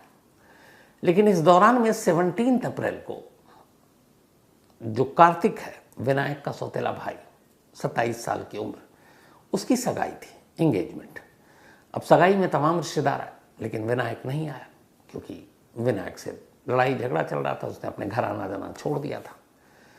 तो 17 अप्रैल को कार्तिक की सगाई हुई। तमाम रिश्तेदार, खानदान के लोग, दोस्त आए, दूसरे शहरों से आए। सगाई खत्म हो गई सब कुछ 17 को। कुछ गेस्ट वहीं रुक गए। अब उनको 18 अप्रैल को जाना था, कुछ सुबह कुछ दोपहर को वो भी चले गए। अब आखिरी 3 गेस्ट बचते हैं, जो वहाँ से करीब 500 किलोमीटर दूर एक दूसरे शहर के कर्नाटक से आए थे, और ये रिलेटिव थे सुनंदा बकाले की, यानी कि कार्तिक की ननिहाल की तरफ से। उनमें से एक का नाम था परशुराम, जिनकी उम्र 55 साल, एक उनकी वाइफ लक्ष्मी, उम्र 45 साल, और इन दोनों की एक बेटी आकांक्षा, जिसकी उम्र 16 साल। 18 अप्रैल की शाम करीब 7 बजे इन तीनों की ट्रेन थी और तीनों को जाना था। अब ये तीनों घर से निकलते हैं, स्टेशन पहुंचते हैं, रास्ते में ट्रैफिक जाम, और उस ट्रैफिक जाम की वजह से ये टाइम पर स्टेशन नहीं पहुंच पाए। जब स्टेशन नहीं पहुंचे तब तक ट्रेन जा चुकी थी। वापस तीनों घर लौट आते हैं, जब अगले दिन जाएंगे। घर पे भी पता चलता है, वो कहते हैं कोई नहीं, अगले दिन का रिजर्वेशन करा देते हैं, नेक्स्ट से चले जाना। और ये रात को ही करीब 8 साढ़े 8 बजे घर लौट आए। अब उस घर में 18 अप्रैल की रात को 6 लोग हो गए। एक प्रकाश बकाले, घर के मुखिया, उनकी बीवी सुनंदा और उनका छोटा बेटा कार्तिक, ये 3। और इन 3 के अलावा परशुराम, उनकी वाइफ लक्ष्मी और उनकी बेटी आकांक्षा, क्योंकि इनकी ट्रेन छूट गई। अब ये उसी घर में सो गए। इन सारी बातों से उधर विनायक अनजान है, वो अपनी दूसरी जगह पर है, और शाम को ही उसको बताता है फिरोज कि आज ही रात हम घर पर हमला करने जा रहे हैं। वो कहता ठीक है। अब न सुपारी लेने वाले को पता है कि घर में कितने लोग हैं, न देने वाले को पता है। देने वाले को यही पता है कि घर में बस उसके माँ बाप और भाई है, और कोई नहीं है। जबकि 3 मेहमान एक्स्ट्रा आ चुके हैं, क्योंकि ट्रेन छूट चुकी है।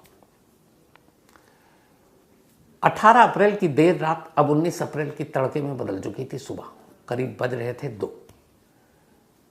ये 7 के 7 लोग उस घर में घुसते हैं, रेकी कर चुके थे, और उस घर के अंदर दाखिल हो जाते हैं। दाखिल होने के बाद अब इनको यही पता है कि इस घर में 3 लोगों को मारना है। तो पहले कमरे में जाते हैं, वहाँ देखते हैं कि 2 लोग सो रहे। वो हस्बैंड वाइफ थे जिनकी ट्रेन छूटी थी। ये उनको बहुत बुरी तरह से सर पे वजनी चीज़ से मारते हैं, दोनों की मौत हो जाती है। फिर बाहर निकलते हैं तो फिर कार्तिक मिल जाता है सोया हुआ, कार्तिक को ही मार डालते हैं। उसका तब ये बाहर, इनको लगा कि 3 मार चुके हैं, हम वापस चलते हैं। तभी इनको कुछ आवाज़ आने लगी, और आवाज़ आ रही थी एक दूसरे कमरे से। 3 कत्ल कर चुके हैं। कातिलों को ये लग रहा है कि उन्होंने 3 काम कर लिया, क्योंकि अंधेरा में बहुत ज़्यादा रोशनी नहीं की कि पड़ोसियों तक ये ना चले कि लाइट जल रही, बत्ती, तो उन्हें अंधेरे में काम करना है। और अंधेरे में वो टटोल कर सोए हुए लोगों पर मार रहे हैं, और जो जैसे उठे उस पर हमला। पर उनके हिसाब से 3 कत्ल कर चुके हैं, अब निकलना है। पर तभी उन्हें शोर सुनाई दिया एक दूसरे कमरे से। उन्हें लगा ये क्या, 3 तो मार चुके हैं, अभी भी घर में कौन है। अब वो उस दरवाजे को खटखटाते हैं। वो दरवाज़ा अंदर से लॉक। अब ये है कि अंदर घुसे, दरवाज़ा तोड़े, ये भी डर है कि कहीं अब तक की आवाज़ सुनकर, और वो चीख रहे हैं हेल्प के लिए, मदद मांग रहे हैं, क्या करें। तब तक ये इन 7 में से 2 लोग एक दूसरे कमरे में हैं, तो देखते कि वहाँ पे भी कोई सोया हुआ, वो भी अंधाधुंध उस पर हमला कर देते हैं। वो आकांक्षा थी, आकांक्षा जो 16 साल की लड़की थी। 4 कत्ल हो चुका था घर के अंदर। एक कमरे से अभी भी आवाज़ आ रही है, ये दरवाज़ा तोड़ने की कोशिश कर रहे हैं, वो अंदर से चीख रहे हैं। सारे जो हथियार हैं वो डर गए कातिल, उन्हें लगा कि पकड़े जाएंगे। उन्होंने कहा छोड़ो जो भी इस कमरे के अंदर, हमारा काम हो गया, हमें जितने लोगों को मारना था हमने उससे शायद एक ज़्यादा ही मार दिया। बाहर निकल गए। वो बाहर निकले, इधर इन अंदर जो बेडरूम में थे वो असल में प्रकाश और उनकी वाइफ थी सुनंदा। उन्हें लग गया कि कुछ है, क्योंकि जब इन्होंने वार किया तो उसके बाद कुछ लोगों की चीखने की भी आवाज़ आई। इत्तेफाक से दोनों पति पत्नी जाग रहे थे, क्योंकि उनमें से प्रकाश उस वक्त वॉशरूम करने के लिए गए थे। तो जब वो वॉशरूम में गए तो उनकी वाइफ भी उठ गई थी, और उसी दौरान उन्हें ये आवाज़ आ गई। जब आवाज़ आई तो उनको ख़तरे का एहसास हो गया, और उन्होंने फ़ौरन दरवाज़ा अंदर से लॉक कर दिया। इसके बाद खैर उन्होंने शोर मचाया, फ़ोन किया। जब फ़ोन किया थोड़ी ही देर के बाद पुलिस पहुंच गई। पुलिस सुबह होने से पहले घर के अंदर थी।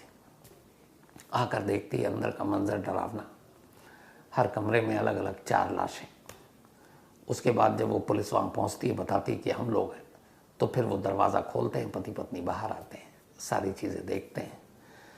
अब जो बाकी के कमरे थे सारे उलट पुलट थे, ऐसा लग रहा था जो बैग वैग था वो भी गायब था। तो लुटेरों का ही काम है।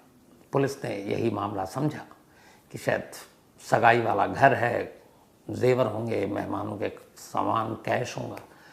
तो पुलिस ने भी लूटपाट के तहत मामले की तफ्तीश शुरू कर दी। तफ्तीश शुरू की, इसके बाद पूछताछ हुई कि भाई आपकी कोई दुश्मनी, क्योंकि कई चीज़ें ऐसी थी कि कोई लुटेरा आएगा तो वो एक साथ इस तरह से नहीं मारेगा, श्योर करने के लिए कि बिल्कुल जान ही चले जाए। वो तो उसका पहला मकसद होता है लूट और फिर भागना, लेकिन यहाँ तसल्ली से मार रहा और फिर दरवाज़ा खटखटा रहा है, इसका मतलब है कुछ दुश्मनी है। तो फिर डिटेल में पूछताछ की कि बताइए किसी की दुश्मनी। तो उसी पूछताछ में पिता और माँ दोनों ने अपने बड़े बेटे विनायक का नाम लिया कि कुछ वक्त पहले ही उससे झगड़ा हुआ प्रॉपर्टी को लेकर, और उसके बाद वो अलग हो गया और उसकी सोहबत अच्छे लोगों में है नहीं। अब चूंकि सगाई में भी बेटा नहीं था बड़ा, पुलिस को डाउट हुआ। अब पुलिस ने विनायक के मोबाइल को सर्विलांस पे लगाया और उसके CDR निकालने शुरू किए, और इधर विनायक को ये बात पता ही नहीं है। जब CDR निकाला तो उसमें से कई नंबरों में से पुलिस को 2 नंबर मिले ज़ीरोइन, और उनमें से एक नंबर जिस पे इस इंसिडेंट की रात भी बात हो रही थी, वो नंबर जब पुलिस ने टटोला तो देखा ये तो फिरोज़ का है, जो कि एक BC है, बैट मतलब जो वांटेड होते हैं, क्रिमिनल होते हैं। तो अब जैसे फिरोज़ का नंबर विनायक के मोबाइल, दोनों की बातचीत, पुलिस का माथा ठनका। पुलिस पहुंचती है विनायक के पास, उसे पूछताछ के लिए बुलाती है, इधर फिरोज़ के लिए टीम लगाती है। उसके नंबर के ज़रिए फिर पता चलता है कि वो कुछ लोग महाराष्ट्र की तरफ हैं, जो बातचीत हो रही थी, फिर गोवा की तरफ है, कुछ कर्नाटक में है। तो आखिरकार पहले फिरोज़ पकड़ा जाता है। जब फिरोज़ पकड़ा जाता है तो अपने बाकी साथियों के नाम बताता है। जो फिरोज़ ने ये सारा काम किया था बाकी 6 लोगों के साथ मिलकर किया था। फिरोज़ की उम्र 29 साल, उसका एक साथी ज़ीशान 24 साल, साहिल अशफाक 19 साल, सुहैल अशफाक 19 साल, सुल्तान जिलानी 23 साल, इसके अलावा महेश जगन्नाथ 21 साल और वहीद लियाकत 21 साल। ये 7 लोग थे। इन 7 को अलग अलग इलाकों से पकड़कर महाराष्ट्र और गोवा के इलाकों से और कर्नाटक से लाया गया। उसके बाद इनसे पूछताछ हुई। जब पूछताछ हुई तो फिरोज़ ने सारी कहानी उगल दी। उसने बताया कि हमने तो सुपारी किलिंग की है, सुपारी हमें दिया है विनायक ने, 10 लाख एडवांस देना था, 2 लाख हमें दे आ जा चुका है, और हमें ये इलाका बताया गया था, ये घर बताया गया था, लेकिन हमें मालूम नहीं था कि उस रात घर में 3 मेहमान होंगे जो गलती से रुके होंगे, क्योंकि हमें सिर्फ ये था कि उस घर में जो भी होगा हमें उसे मारना है। और अगर वो दरवाज़ा खुल जाता उस वक्त या खुला होता तो प्रकाश और उनकी वाइफ सुनंदा की भी मौत तय थी, यानी फिर उस घर से 6 लाशें निकलती। सुपारी 3 की थी, कत्ल 4 हुआ, 2 बच गए। बेटा अब हिरासत में है। अब विनायक ने सारी प्रॉपर्टी हड़पने के लिए, ताकि उसके सौतेले बेटे और उसकी सौतेली माँ के हिस्से में कुछ न जाए, ये सारा काम किया। अब खेल देखिए किस्मत का कि इन 4 कत्ल के लिए जाहिर सी बात है कि कम से कम सज़ा भी होगी, फांसी ना भी हो तो उम्र कैद, और उम्र कैद भी उम्र की कैद होगी कि बाहर आने का चांस नहीं। तो अब वो खुद तो गया, उसकी ज़िंदगी बर्बाद। जिस छोटे भाई के हिस्से में ये प्रॉपर्टी आती उसकी वो जान ले चुका। अब बचे बूढ़े माँ बाप, वो क्या करेंगे इस प्रॉपर्टी का। काश हर इंसान, हर बेटा इस लालच और इन चीज़ों को अगर समझ ले तो बहुत सारे जुर्म तो वैसे ही नहीं। वैसे भी क्या होता है, हर एक का अंजाम हर एक को मालूम है। इंसान जब पैदा होता है और जब जाता है, तो जैसे हमारे यहाँ कहते हैं 2 गज़ की ज़मीन है, इसके अलावा बाकी कहते हैं, गोपाल शुक्ला मुझे बता रहा था, 2.5 तसले में अगर अंतिम संस्कार होता है तो सारी जो आप फूल चुनते हैं सारा वो 2.5 तसले में ही आता है, इसके अलावा तो कुछ जाता नहीं है। तो फिर ये लालच क्यों। लेकिन वही होता है कि जब ये सारी चीज़ें हो जाती हैं उसके बाद आदमी इसके बारे में सोचता है, और जब सोचता है तो फिर किसी लायक नहीं रहता, क्योंकि वो यहाँ से भी गया और वहाँ से भी गया, क्योंकि ऊपर वाला भी ऐसे लोगों को माफ़ तो नहीं करता है। तो ये थी एक अफसोसनाक कहानी।